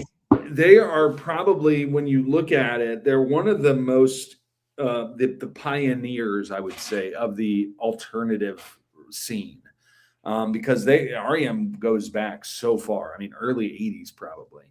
And they really kind of defined that whole idea of alternative, because you really can't pigeonhole them into a certain genre. They're REM. They're their own thing. So I love this pick, man. I really do. I will say this. I was never like a huge REM fan, but I respect this pick. I like the band. And I agree. I was never a huge REM fan, but their hits are great. Like, they never sung something where I was like, turn that off. That sucks. Man on the Moon is a great one. The one I love. Everybody hurt. Oh, dude, that song is a banger. And I think they hit that because they probably, even more so than Oasis, as a band, they have one of the most unique sounds. Mm-hmm. Michael Stipe's lead voice, the mandolin, the high-pitched mandolin, along with the bass, it being just a small 3 or 4 piece band, and it's a very unique sound when you use high guitar or mandolin versus a regular acoustic or electric guitar for your sound. Yeah. It's the end of the world. I mean, that's a cool song. It's the end of David Bryant as we know it. And I feel that's they started in 1980. 80. There you go. I said early 80s. That's about as early. College rock, folk rock, alternative rock, jangle pop, and post punk. Yeah. It's funny. It's It's so kind of from funny. You guys 1980 just to listed, 2011, and then back again 2024 and 25. What were you saying, Ray? You guys just listed like 2 songs that I've heard of, but I never heard of the band themselves. Oh, but I didn't even know who did it. Like End of the World and Everybody Hurts. Yeah. What does REM stand for? Oh, Rapid Eye Movement. Rapid Eye Movement. Radio Free Europe. That was their first album, 1981. Man, that was there was some good music back then. Yeah. Wow. Good pick. Michael Stipe. Definitely a good pick. Yeah. Also, couple of iconic songs. Hootie and the Blowfish. What's the song? Let Her Cry. There's it's talking about how like Bob Dylan's her favorite singer, but Stipe's not far behind. So he's mentioned in a Hootie and the Blowfish lyric. So there you go. Flipper Dude is on the same page as me. There's so many subgenres. It's wild. Andy, you ever listen to Frog Leap studio metal covers? They did one on The End of the World and a lot of other 80s music. I'm doing it. Kirk picking Soundgarden next, which is probably the greatest. I don't think he is. The greatest singer of all time is Soundgarden, but well, second greatest singer. No. Where are you going for your George? Yes, Kirk. What's your George? I don't know where I'm going. There are still 4 more really good bands that need to fit in here somewhere, and they're all have not been mentioned. I mean, there's only real one answer. It's freaking Nirvana. I mean, come on. Smells Like Teen Spirit, baby. The only reason they would ever not be number one is because he died such an early death and he didn't have enough of his library. But the Unplugged for Nirvana is just massively underrated. It's the best Unplugged out there back in the day. Lake of Fire. Oh my gosh, what a great song. The Heart Box. Just there's so much good music. Hear it again. Again, I said I'm going to do Seattle 90s grunge mixed with post grunge, which basically you've got Chili Peppers, you got Smashing Pumpkins is on the back side of that is Pearl Jam and Nirvana. This is what I think of when it comes to alternative music, and this is what started for me. Obviously, grunge is its whole other sub-genre, and what's funny is, Andy, when I typed in grunge, there were like 5 bands that I knew, and they were called like the Kings of Grunge. And then there was like 100 bands under that, and I didn't know a single one in like the top like 60.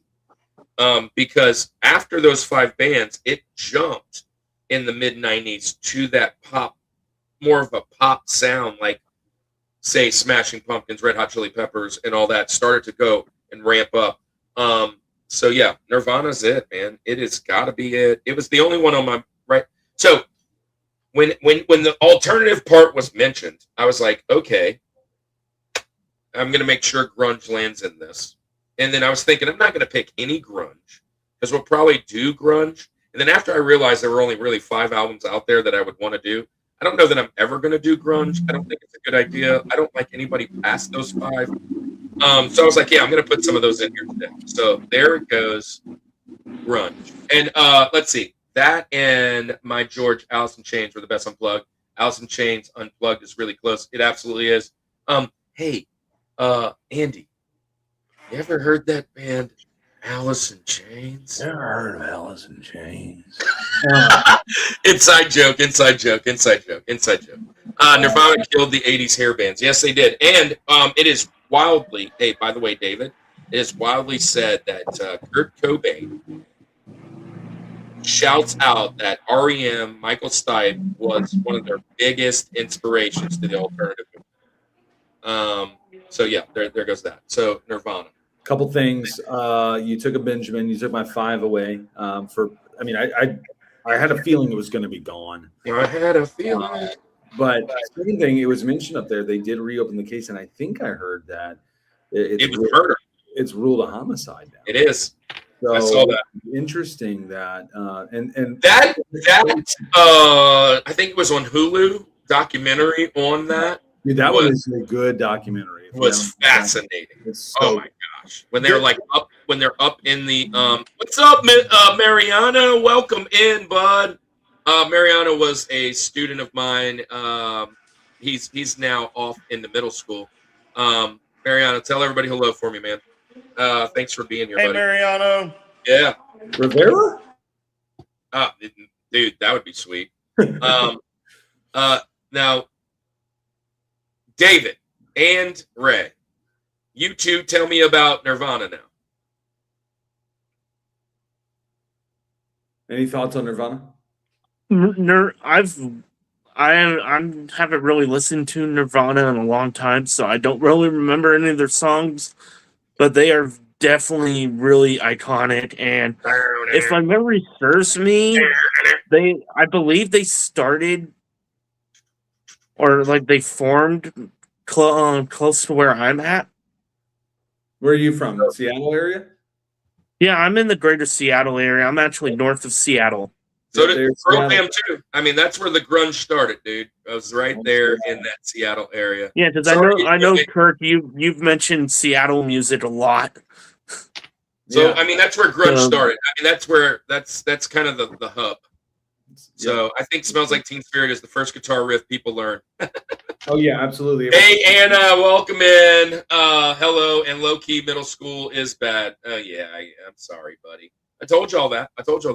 Grunge and Starbucks. Yeah, Seattle. Seattle's best. Hey, so Yeah, David. as I've gotten older, I've kind of started listening to music outside of the country. Yeah. I totally dig that. I dig that. David, Nirvana, was it close? Very close. It was 5 or 6 on my list. Yeah. Cool. I mean, that's how close it was. The 4, 5, and 6 ones were the hardest for me to get to. I'm worried. I'm worried about Benjamin's. And they today. I could am have worried been, about Benjamin's. and they could have been one day. It could have been Nirvana. One day it could have been Green Day. One day it could have been Weezer. Any of those, just depending on where my mood is. One day it could be Buddy Holly. Yeah, exactly. Mary Tyler Moore. Who knows? I love this. And then also out of Nirvana, of course, you get Dave Grohl, and we get everything else that has brought to the music world. So What's up, Mecca from Jacoby or Jacob Yamuchi? It's either Jacoby Amuchi or Jacoby. That's Jacob Yamuchi or Yamaguchi. He's from the RNG Gamer Discord. Hey, look, Mariana shouting out. Mariana says, I also have a YouTube channel, and low-key, your class was so fun. Thanks, bud. Hey, so we'll drop your channel in here, Mariano. If this is your channel, that one couple, is that your channel? If so, I'll have people go and sub you. So if that's it. Or is this your parents or something? yeah. So Anyways, good pick, Nirvana. Love that. good pick. Great Yeah, to that's see your y'all in channel. the chat, Look, guys. So here, Mariano, I'm going to moderate you, just like we always do with good people. We moderate, and then you can share your channel in the chat. So there you go. It's coming. So all right, look, Andy, are we gonna make it without a Rushmore? I feel like I got to get a button ready. Am I getting the button ready? Well, you don't have to get it ready, because I'll get it ready. We're finally gonna have one. Where was I born, Kirk? In California. Of course, we're going the Chili Peppers, man. It was no doubt Anthony Kiedis, Chad Smith. Chad Smith, like you said, one of my favorite drummers of all time. He's just super fantastic. And maybe they had something to do with Pokemon Snap. I don't know. We'll find that out. But yeah, for everything that we said, man, the funk and punk and rock fusion that is Red Hot Chili Peppers. Listen, Flea on the bass. Do yourself a favor and go listen to the first album. Now, I know Chad Smith, not drummer at that time, but listen to the original Red Hot Chili Peppers and don't have just a blast of a time. I mean, it is just some of the most fun music that's out there. Very like mixture of like 80s pop with the funk, just it's a gumbo. We love gumbo down here in Louisiana, and that's what the Red Hot Chili Peppers are. And then you again, kind of like I said, I feel like every iteration of Red Hot Chili Peppers has been alternative. right? They've been kind of, again, you hear them on the radio, you hear the mainstream kind of side of it, but they've always been their own thing. I love how they've kind of reinvented themselves over the years. I love how, I love the 90s classic stuff, but even the stuff that has come up recently, like all of that stuff is great. I have a personal tie to them. I've shared the story plenty of times, but when I learned to play drums, the album that I would listen to and try to play along with was Californication. And I would play it on the little portable CD player. I'd put it on my floor tom, and I would try to play along with Chad Smith. And Chad Smith, that was kind of the time when I realized that he is, and once you actually listen to him and start to play what he plays, it is so much more intricate than what it sounds like at face value. When you actually just get into it, guys got such a feel for the drums. I know we're not talking about just drummers tonight, but I love that. And I also love the Chad Smith and Will Ferrell beef that went on. That's always super fun. Yeah, it's right here. Oh, Bring Me the Horizon, by the way. Just so you know, Mariano, great pick. If that's awesome that you're picking Bring Me the Horizon. I'm assuming you are. That's awesome. But yeah, I am gonna go with. Oh yeah, there you go. Mother's Milk. Go listen to Mother's Milk. Great album. But there's a lot of really good old stuff. I do yourself a favor and listen to the whole catalog of it. I mean, Roller Coaster of Love is great. I love their cover of what's the Stevie Wonder song? Till I Reach the Higher, whatever. Oh my gosh, I'm blanking on it. Anyway, it's from the Power Rangers soundtrack. Yeah. The Higher Ground. That's it. Stadium Arcadium. Arcadium is a great one. I mean, Yeah. No, I was listening to Snow today. That guitar little riff is so fun. Bring Me the Horizon's awesome, Mariano. Great pick. Way to be. Mother's Milk is cool. Stadium Arcadium's fun. I love Steven's picks. He's right on point with what I think's happening. By the way, Mariano, I dropped you a bone, which is the wrench, and you can drop your channel in here and people can go follow you if you're doing something. I remember seeing Real Men Don't Kill Coyotes on, dude, I just burped up Dead Fish again, literally, on MTV for the first time when I was a kid. Anyways, that's from 1984 was their first album, by the way. Wow. And they helped Keanu Reeves in Point Break. Get Up and Jump is a great song, dude. I mean, I love that. Hey, so we've already talked about Red Hot Chili Peppers, so we don't even need to talk about them too much. But do you have anything else to add, David and Ray? Oh, Red Hot Chili Not Peppers. really. They're awesome. The Zephyr song all day. Every time I think of the new album, roll up, that whole thing, I think of Beavis and Butthead, man. It's just the Beavis and Butthead movie. Oh man. They have a song called Cabron, which is a great song. It's like, I don't know if anybody's ever really listened to it, but it is such a good song. I used to listen also, this is super weird. Tony Hawk's Pro Skater has a great soundtrack, but I used to mute the thing. This is also a good point. Fleeing back to there you go. That's a good one. With Biff Tannen. Yep. The song is a great Fly Away on My Zephyr. I love. Yeah, so I'm interested how this is going to go. Hey, boys, it is time. It's Veda time. It's time for the Benjamins. Let's go.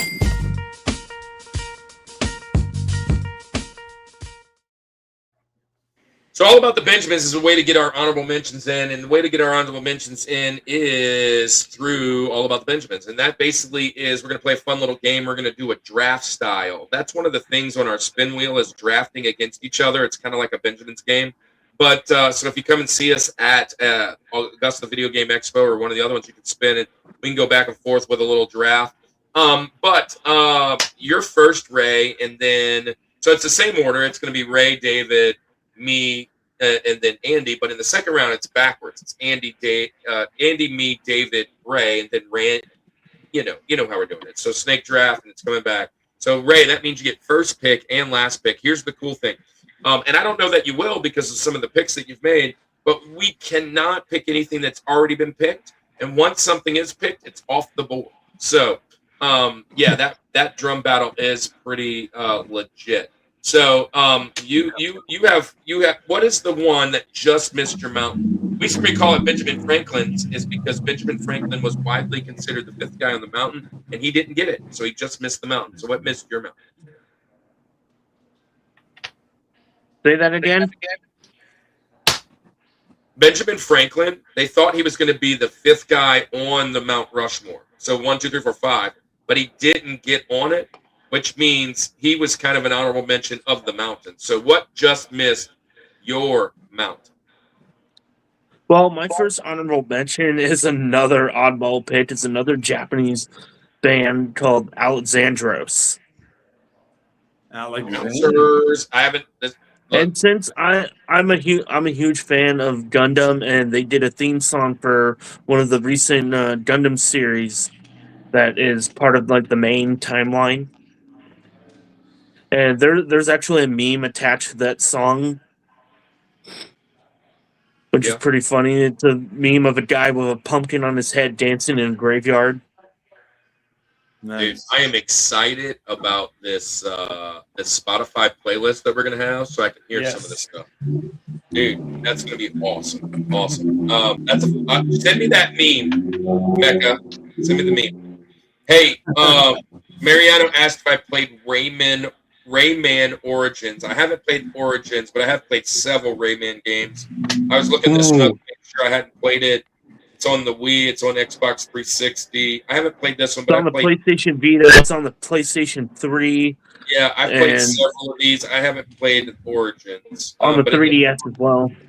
It looks real fun, man. I love Rayman Origins. Yeah, yeah. Hey, David, you're can't pick Alejandros. What is that? Say it again. It's Alexandros. It's basically like Alexander. That was nowhere near anything, but my 5th, 6th, and 7th picks are already gone. So I cannot pick Nirvana, Weezer, or Fall Out Boy. Okay, so where are you going? So we're gonna go grunge to a South African artist named Seether. Good pick. Good pick, man. Good like pick. that. Seether is fantastic.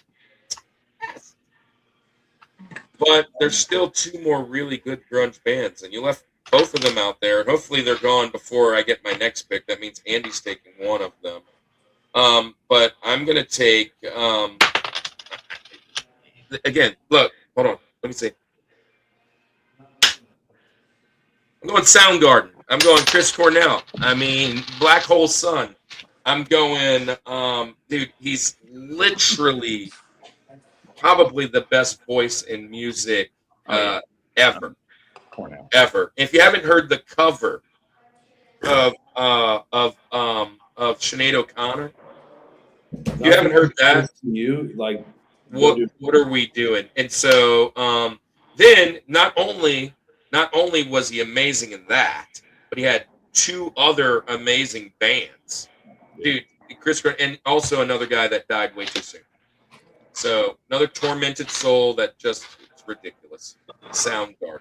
Yeah, you guys, you knew it was going to be picked because it was going to be one of the 2 there. I'm going Alice in Chains. We have to put him out there. He's the other side. You ever heard of Alice in Chains? Alice in Chains has to get picked, dude. Nutshell might be one of the greatest songs of all time. Dude, and listen, so when I said, let's rewind. When I said there's 4 or 5 bands that are fighting for 4, Soundgarden, Alice in Chains, Red Hot Chili Peppers, and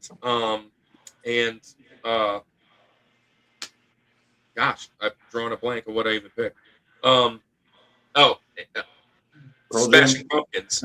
All 4 of them to me were 4-1, 4B, 4C, 4D. So there you go, dude.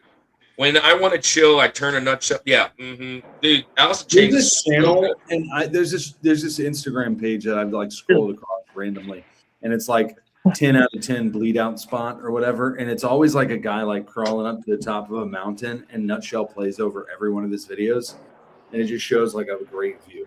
I don't know why I always think of bleeding out on top of a mountain when I hear Nutshell now, but love that song. And then obviously all their other songs, Wood. Rooster. I mean, dude, Rooster. These are great picks. You know, so All right, Andy, you get one more because it's a back to back chat. This one's I don't think would get picked by. I mean, I don't know. Maybe this one is a nod to my wife as well, and she absolutely loves this band. I love them. They don't sound like anybody else that's out there.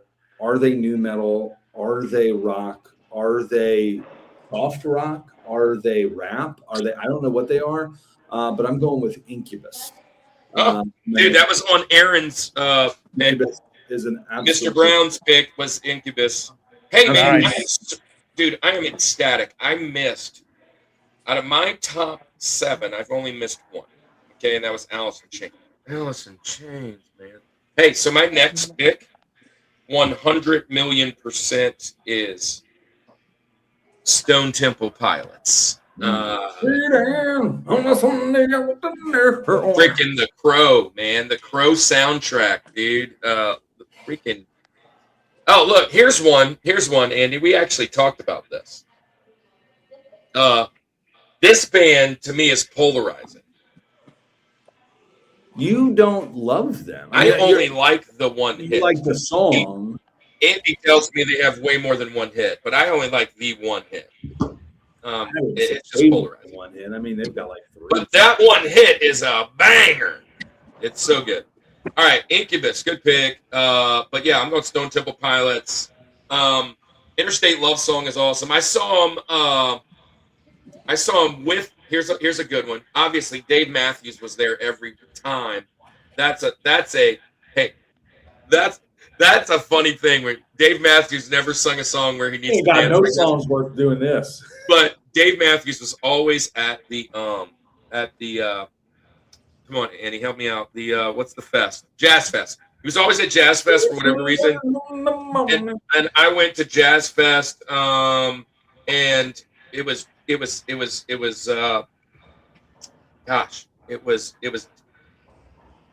Dave Matthews, and then funny enough, Mystical, and then Stone Temple Pilots. And dude, that was one of the funnest concerts I ever went to. I mean, but Jazz Fest is just awesome in itself. All right, you guys like grunge? Check out Sloth Rust. Yep, I'm gonna check that out. Sloth Rust. Let's put that on the list. All right, Andy. David, we're up to you. What's your next Benjamin? I'm gonna go before I get to my next pick. You mentioned Dave Matthews, and when I was in school 24 years ago in college, they ran someone tried to come up with a campaign slogan for me because my last name's Bryant. They say he may not be Dave Matthews and he may not be Kobe Bryant, but we have David Bryant on for SGA Vice President. That's good. Hey, this is the quote of the night right here. Here's the quote of the night. Side note: I saw Creed last night at the Houston Rodeo, and it was amazing. Did they take him higher? Yes. Did you walk in the Golden's wide rope? Come on. All right, back to what we're doing. Yes. I'm a follow Seether with Evanescence. Yeah, good job. Good 1-2 punch there. That's a little zoom. Yeah, Evanescence. She think Evanescence is my favorite female voice. I would say Amy Lee just speaks for herself. I was fully convinced I was going to marry Amy Lee. Right. Funny thing about that, my very first Pit Cryo show, the lead singer kind of reminds me of Evanescence lead singer. Nice. They're almost very similar, like both in their voice and in how they look. Dude, I think everybody feel this right here in your bones. Come on, Scott. Yeah, I was just saying.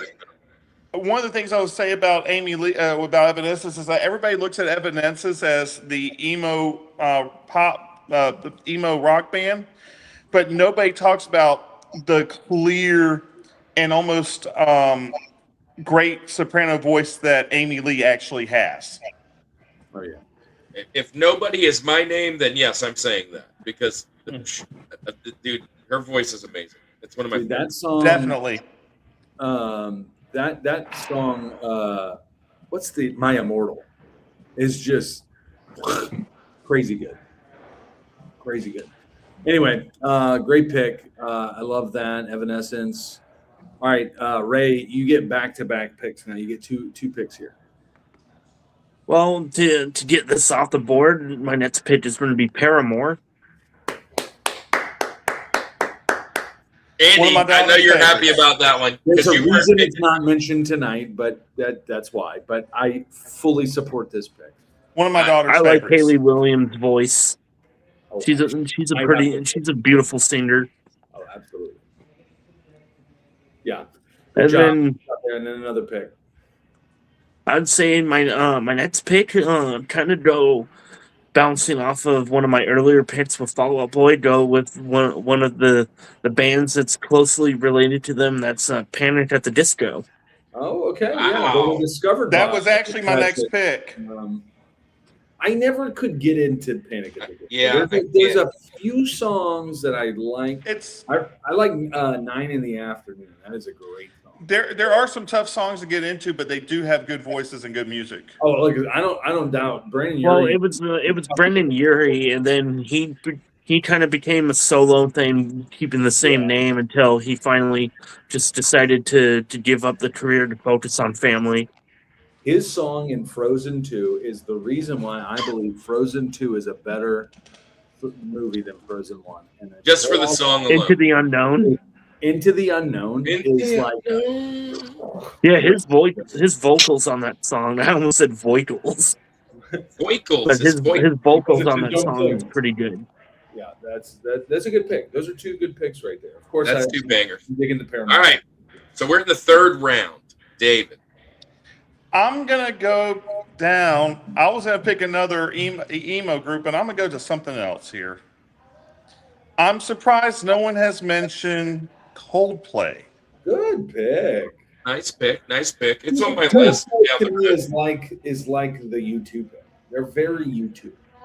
they're very YouTube. They're very YouTube. But I love it. I love it. I mean, I love. Listen, the science. They have a song called My Universe that they did with the Korean boy band BTS. There you go. Nice. I did not know that. Well, awesome. So I'm going to go with this guy. I used to hate his guts because he was married to my wife for a little bit. I'm going with Bush. I'm going with Bush. I love this band. Huh? Yeah, man. I wanted to marry Gwen Stefani. This That is was mine. proof That was mine. Grunge can make it across the pond. This is proof. Yep. So I'm going Bush. Bush. I had Here. one was one of the first albums that I. That's a great album. All right, cool. Brandon, you got two picks. My And last depending pick- how you go is what I'm going to do with my next pick. I literally have 12,000 that I can pick here. Let's throw them out there because it was put in the comments earlier in the chat, and as they should be mentioned, and they absolutely should be. Let's go with Jerry Had a Race Car Driver. Give me Primus. Les Claypool. Really? That Hey, bass line and my name is Number one bass player in the world. Les Claypool has to. Les Claypool. Les Claypool. So we don't need any more Claypool. We just need less Claypool. Is what we need. And I mean, for my last pick, yeah, let's clip Thank that. you, Let's Iowa clip Retro Gamer Dad, for that. that. Yeah. So My name is Bud. Oh, Barry's in the house. My name is not Bud. to be confused with, and then he rattles off a couple different names there. But yeah, dude, Jerry Had a Race Car Driver. Winona's Big Brown Beaver is one of my. Whoa. We're gonna clip a few of these little things together. You're gonna be a meme doing that. But go listen to that Cliff song. Burton. Yeah, Cliff Burton for sure. One day, you know that beaver tried to leave her, so he caged her. I love Primus. Anyway, my last pick. Let's do this. You said Aaron had Incubus on his, right? Well, I'm going to go with Aaron's George. Let's pick the White Stripes. Let's put them out there. Wow. The list of the alternative bands. That's his favorite band of all Listen, time. I love a lot of songs. Seven Nation Army is one of the most iconic songs now of all time. Dang, man, you left me. You left me some great. My favorite song real quick by White Stripes. Man. The hardest button to button. I don't know why, but I love that song. Anyway, there's my last pick today. All right. Well, I've got 5 bands to pick one. Yeah. I'm gonna go with the holistic part. Mm-hmm. I'm gonna go Candlebox.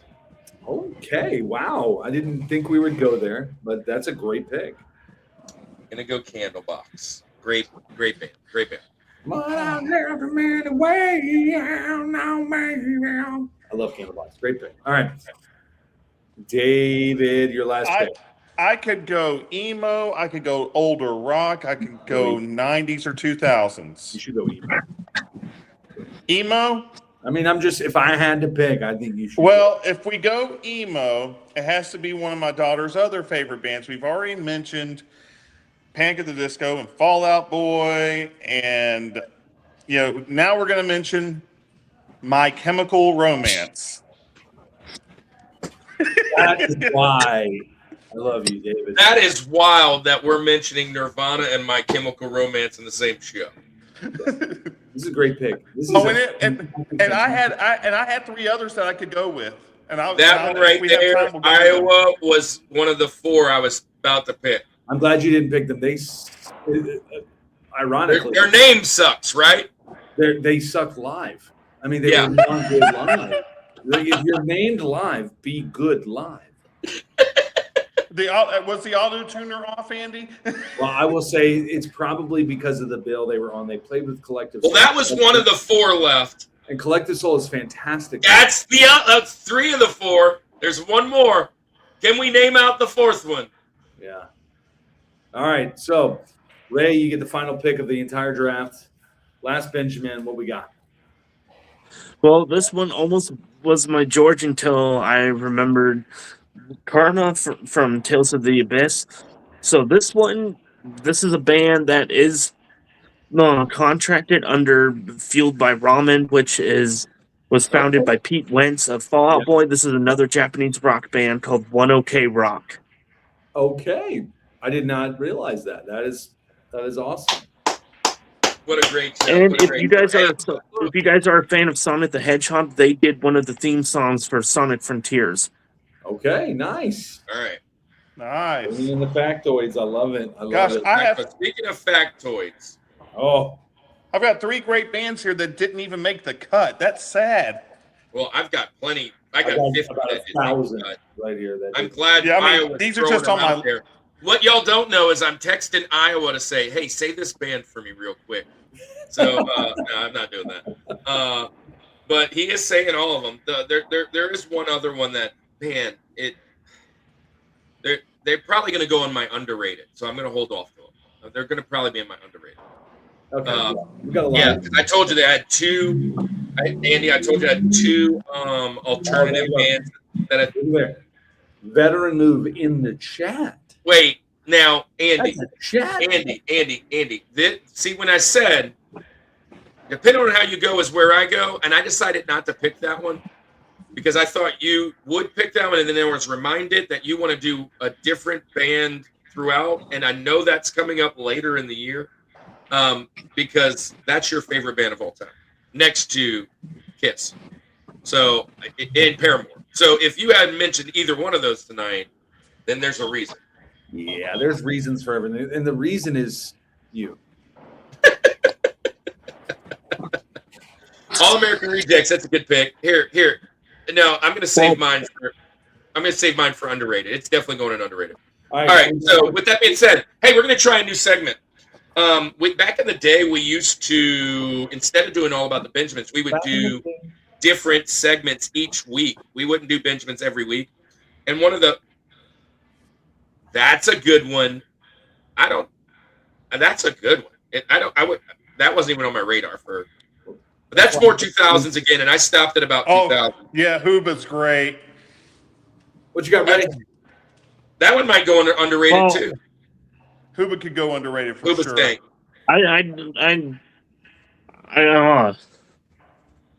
I do want to say that these were some really good picks. I know you guys want to do another segment. It is actually getting pretty late for me. No because problem. I do have to wake up early in the morning. Yeah. No problem. And Ray. it's been a pleasure to be on the Rushmore show. I really enjoyed Dude, we my time. appreciate it. But hey, before you go, tell everybody where to find you, what you've got going on, what's your channel all about. Good Charlotte, good pick. Probably going to show up later in the year. Yeah, good pick. Tell everybody about your place of creation. Well, I primarily create content here on YouTube, talking about like JRPGs, fighting games, other genres that I'm into.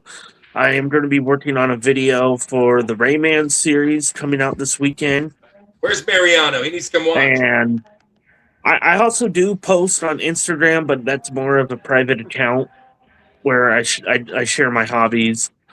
But you guys are more than welcome to follow me there on Instagram. I leave the links to all my socials in the descriptions of my videos. I try to post at least one full video a week, and in between I post like some shorts. My shorts have been getting a lot more views than lately, so I really do appreciate that. I'm very close to hitting 1,000 subs, so that's really cool. So Bryce is telling you thank you for coming on. He loves you. Blah blah blah blah Yep. blah blah blah. We all love you, dude. Bryce Thanks for is being an here. awesome guy. He Bryce is truly an dropped his amazing channel, person. yeah. Bryce dropped your channel, and Thank you, Bryce. Thanks for Everybody, watching. go Thank you, to Otaku Gamer. Make it worth his while. Come back and visit us again. And dude, we appreciate it. We will see you on the flip side. But David, if you're going to hang out for us, it's Yeah, just going to stick be around. question. Well, Stick you guys around have for a good sure. night. I'm going to head out. Good night, Take buddy. care, Ray. Great to meet you. Great. Nice meeting you, David. Nice meeting you, sir. Yep. All right. So here's the deal. Later, Ray. Here's the deal. I've got like 60 questions now because the first set were too easy. Let's do this. I'm gonna ask both. I'll ask David. I'll ask you first. I'm gonna ask you 10 questions and see how many you can get right, and then I'm gonna give Andy 10 questions, see if he can beat you. Okay. Okay. All right. All right. So questions, right? I don't need to mute myself. This is not. It's a different set of questions. Is that right? it's gonna be a different set. Okay, cool. I'm just making sure I didn't need to leave the room. Do I get to choose? Do I get to choose between set A or set B? Okay. No. I'm just gonna randomly ask out of these. All right. So I'll give you 5 from the set A and 5 from set B. That's the beginning. Okay. All right. So set A is pretty easy. I think I know all of them, maybe. Let's hope I know some because I can embarrass myself real easily. All right, so let's just start. I'm just going to go. You're going to get 1, 2, 3, 4, 5 in both lists, and Andy's going to get 6, 7, 8, 9, 10 in both lists. That's just how it is. So there's no cheating and picking. All right, so question number 1. Before forming Foo Fighters, David Grohl played drums for which Washington D.C. hardcore band? A. Minor Threat, B. Fugazi, C. Scream, or D. Bad Brains. This is not my cup. This is not my cup of tea. Andy's gonna know all 20 of these, and I'm not gonna know any of them. Andy, you want to get the steal? Hey, couldn't you? Wait, hold on. What? Couldn't you give me a classical music question about Bach, Beethoven, Handel, or Haydn? I mean, Dave Grohl's almost classical now. Yeah, he's almost. Andy, you want to get the steal? Give me the options again. Minor Threat, Fugazi, Scream, and Bad Brains. So I actually don't know this one, but I think I remember hearing Minor Threat sounds like it. It's Scream. Scream. Okay. Scream. C. All right. So, David, the Pearl Jam song Jeremy, inspired by a real-life incident that occurred in what U.S. state? Texas, Washington, California, or Indiana? A, B, C, or D? I'm gonna say Texas. I don't know. The answer is Does Andy? If it's wrong, does Andy know? What were the options again? it's Texas, Washington, California, or Indiana. Indiana. Indiana is the answer. Is the answer for the steal. All right. So you're on the hard side right now. There's some easier ones, I promise. Chris Cornell was also the lead singer of which supergroup formed in 2001? A.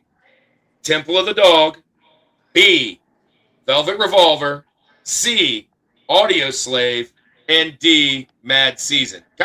This is a kind of a tricky question for one reason, but which one do you think it is? Dear. Gosh, in 2001, I was playing in orchestra, taking piano lessons, and doing recital lab at college. And listening to Phillips, Craig, and Dean on Christian radio. Well, this band is not played on Christian radio. No, definitely not. What are the options again?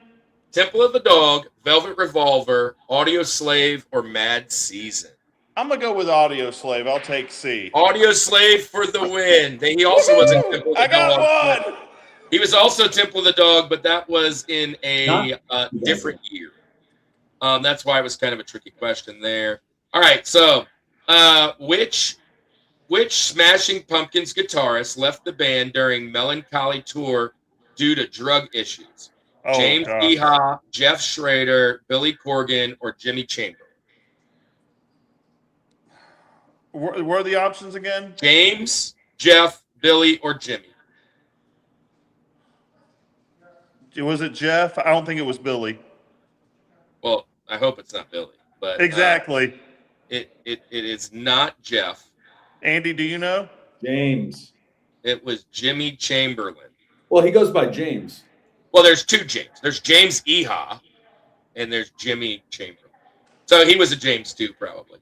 Last question for the hard side there, Dave. These are tough. These are really tough. These are tough. Well, I said make them harder. Which band? Oh, here you go. Here you go.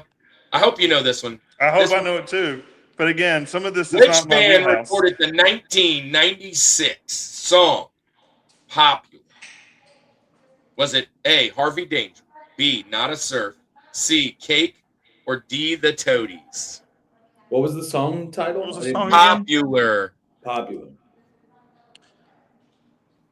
Andy, take a guess because I have no Give me clue. the options again. Harvey Danger, Not a Surf, Cake, Not a Surf. or Toadies? Not a It Surf. was Not a Surf.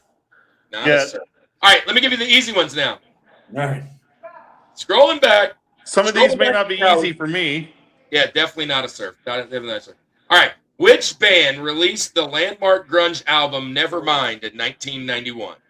Soundgarden, Nirvana, Pearl Jam, or Alice in Chains? Oh, good gosh. Nevermind. These aren't as easy. No. Because this was not the music I was listening to early in life. I was listening to 50s, 60s, and 70s music. Yeah. This is a pretty famous album. I'm sure it is, and as soon as someone tells me the answer, I'm gonna just proverbially shoot myself in the foot here. But this is not my. I mean, I like some of this stuff, but this is not the stuff I normally listen to.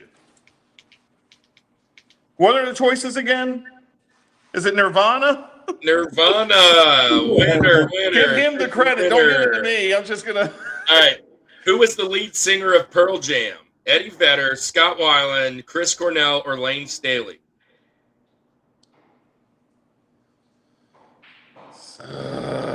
Andy? I said his name plenty times. I'm sure you did. Can't find a Vedder man. The It's Vedder Eddie Man. Eddie Vedder. All right. Which band recorded the song Black Hole Sun? Stone Temple Pilots, Soundgarden, Bush Soundgarden. Hive. Soundgarden. There you go. There you go. That one I knew. Hey! And which band released Melancholy and Infinite Sadness in 95? Smashing Pumpkins, Radiohead, Weezer, or Oasis? Or what's the song again? Melancholy and the Infinite Sadness in 1995. Was it Oasis? Smashing Pumpkins, Radiohead, Pumpkins. Weezer, or Oasis? It was Billy Corgan. Okay. Smashing Pumpkins. Smashing Pumpkins. Last one. Which band recorded a hit, All the Small Things? Linkin Green Park. Day, Blink 182, Sum 41, or the Blink 182. Blink-182. All right, I'm gonna stay on the easy ones for you, Andy. So how many did you get? You got 4. I think you got 4. All right, here's your easy side, Andy. Which band recorded the hit? Oh no, I just said that one. Please. Dave Grohl. Dave Grohl formed which band after Nirvana ended? Foo Fighters, Queens of the Stone Age, Stone Temple Pilots, or Garbage? That would be Foo Fighters, although he was in Queens of the Stone Age. Yes. Which band recorded the hit song Under the Bridge? Red Hot Chili Peppers, Fly Butch, or Matchbox 20? I don't even. He's getting these before the choices are out. The album 10 was released by which band? Pearl Jam, Alice in Chains, Nirvana, or Soundgarden? Did it. Yeah. Which band released the song Zombie in 1994? Cranberries. The Cranberries, which was C. Garbage, No Doubt, Cranberries, or Hole. And number 5, what band, for the win, Andy, for the win, because this will be number 5. What band recorded the song Creep in 1992? Radiohead, Blur, Oasis, or Weezer? Radiohead for the win. Radiohead for the win. Now let's see if you can get the 5 ones. Let's see if you go 10 for 10, Andy. 10 for 10. All right. In the chat, everybody's getting them in the chat. These are the hard ones now? Yeah, these are the hard ones. All right, number 6. The band Bush originally formed in which country? The band what? Bush originally formed in which country? United States, Australia, England, or Canada? England. And the answer is England for the win. That's 6. Let's see. Number 7. 6, 7. Which band released the 1994 album Throwing Copper? A. Live. B. Collective Soul. C. Toad the Wet Sprocket. Or D. Better Than Ezra? I don't know this one. I don't think it's Collective Soul. That doesn't sound like that. I'm in a process of elimination. I'm going to take them out of that. You're good with that. I don't think it's Better Than Ezra. I'm going to throw them good with that. So you're down to Live or Collective Soul. So we're taking a 50-50. I'm down between Live and Collective Soul. Toad the Wet Sprocket, right? Or Toad the Wet Sprocket. I'm going to say Toad the Wet Sprocket because I don't think that was Live. It was Live. Was it Live? Okay. That's the one that Lightning Crashes was on. Hey, I processed it. I got it to 50%. You got it to 50%. Got it 50%. All right. Let's see. Which band's name was inspired by Nirvana's lyrics? The song "Smells Like Teen Spirit." Was it Foo Fighters? Was it Mudhoney? Was it Toadies? Or was it Veruca Salt? Band name was inspired by that. The lyrics include this. The phrase was, "Here we are now, entertain us, I feel stupid and contagious," and the band name themselves comes from, which is from this. Give me the options again. Foo Fighters, Mudhoney, Toadies, or Veruca Salt. Jeez. Bing, bing, bing, bing, bing, bing. Toadies? Bing. I don't know. It was Veruca Salt. See, I thought that's what I thought. I thought they were. That was my guess, but I just didn't know. Which band recorded the alternative rock anthem "Possum Kingdom"? A. Toadies. B. Local H. C. Sponge, which you will hear Sponge later in the year, and D. Hum. Toadies. Toadies is correct. Which band released the 1997 album? I gave this away. I should have held on to my comment earlier. Which band released the 1997 album Urban Hymns featuring Bittersweet Symphony? Blur, Oasis, The Verve, or Travis? The Verve. So you went 8 for 10, Andy. 80%. They also sampled illegally a Rolling Stones song and got in legal trouble for that song, by the way. So that was G-Dub's Trivia Night. It's been fun. Hey, David, tell everybody about the Augusta Video Gaming Expo. We will see you there. We're going to play some games. I will see you there. We're going to play some games. We'll do some interviews. We're going to take some pictures. We're going to have a blast. I'm bringing Retro Cannon with me as well. Awesome. He's going to be my Andy. So Maybe so we can do a quick. Maybe we can do a quick Rushmore of things to do at a convention or something. Yeah, while we're let's there. do it. Let's do it.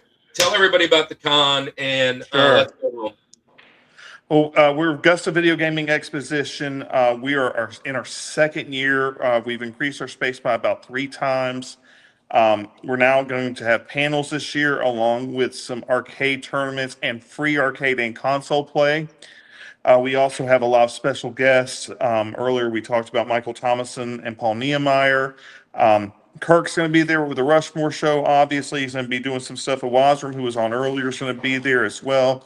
We're going to have some local video game and other game developers. And also, I couldn't have done this show without some great local help from some of our local folks and partners who are helping me put together the show, and also some great sponsors who are coming through. The show is March 21st. Doubletree Hotel in Augusta, Georgia. It's conveniently off of I-20 and Interstate 520 in Augusta, Georgia. It's at the hotel's on site, so if you want to come in the night before or stay the day of after the show, you can. You can book the hotel room online. The show starts at 11 a.m. for VIP pass holders and 12 o'clock for general admission. Tickets are $5 for general admission and $10 for VIP. You can purchase them at the door or online in advance. All the information is on the show is on our website at AugustaVideoGamingExposition.com. I'm going to throw that in the chat one more time just so y'all have it. While I'm typing it out right now, I'm still speaking. So if you see me looking to the side, that's me typing on the computer. But again, lots of creators are going to be there. Lots of people doing some filming. Lots of video games, lots of toys, Funko Pops, comics. We're going to even have a cosplay panel. Hopefully by year 3, we'll actually have a cosplay contest for people who do that. We're going to have trivia. We're going to have free prizes to give out for trivia answers. Again, Kirk's going to be hosting some panels with us. Hopefully, we'll get a Wasroom together with Kirk and maybe Paul to do something together. And then we've got some great artists, some great crafters, some great video game vendors. Also, you'll hear about other conventions in our area from some of our other sponsors. And we're going to have a great time. Again, this is something we don't host conventions in Augusta very often. This is our second one, and that we're building this up, and we're hopefully going to build this up to a great and even better show in the years to come. Please come out. Make sure you find me. I'll be there walking around, probably running around like a chicken with my head cut off, actually. But make sure you come by, say hello, let us know where you're coming from, and come on out and support the show. I love it. Love it. Hey, I just dropped in the chat, guys, the Spotify playlist from DJ Courageous.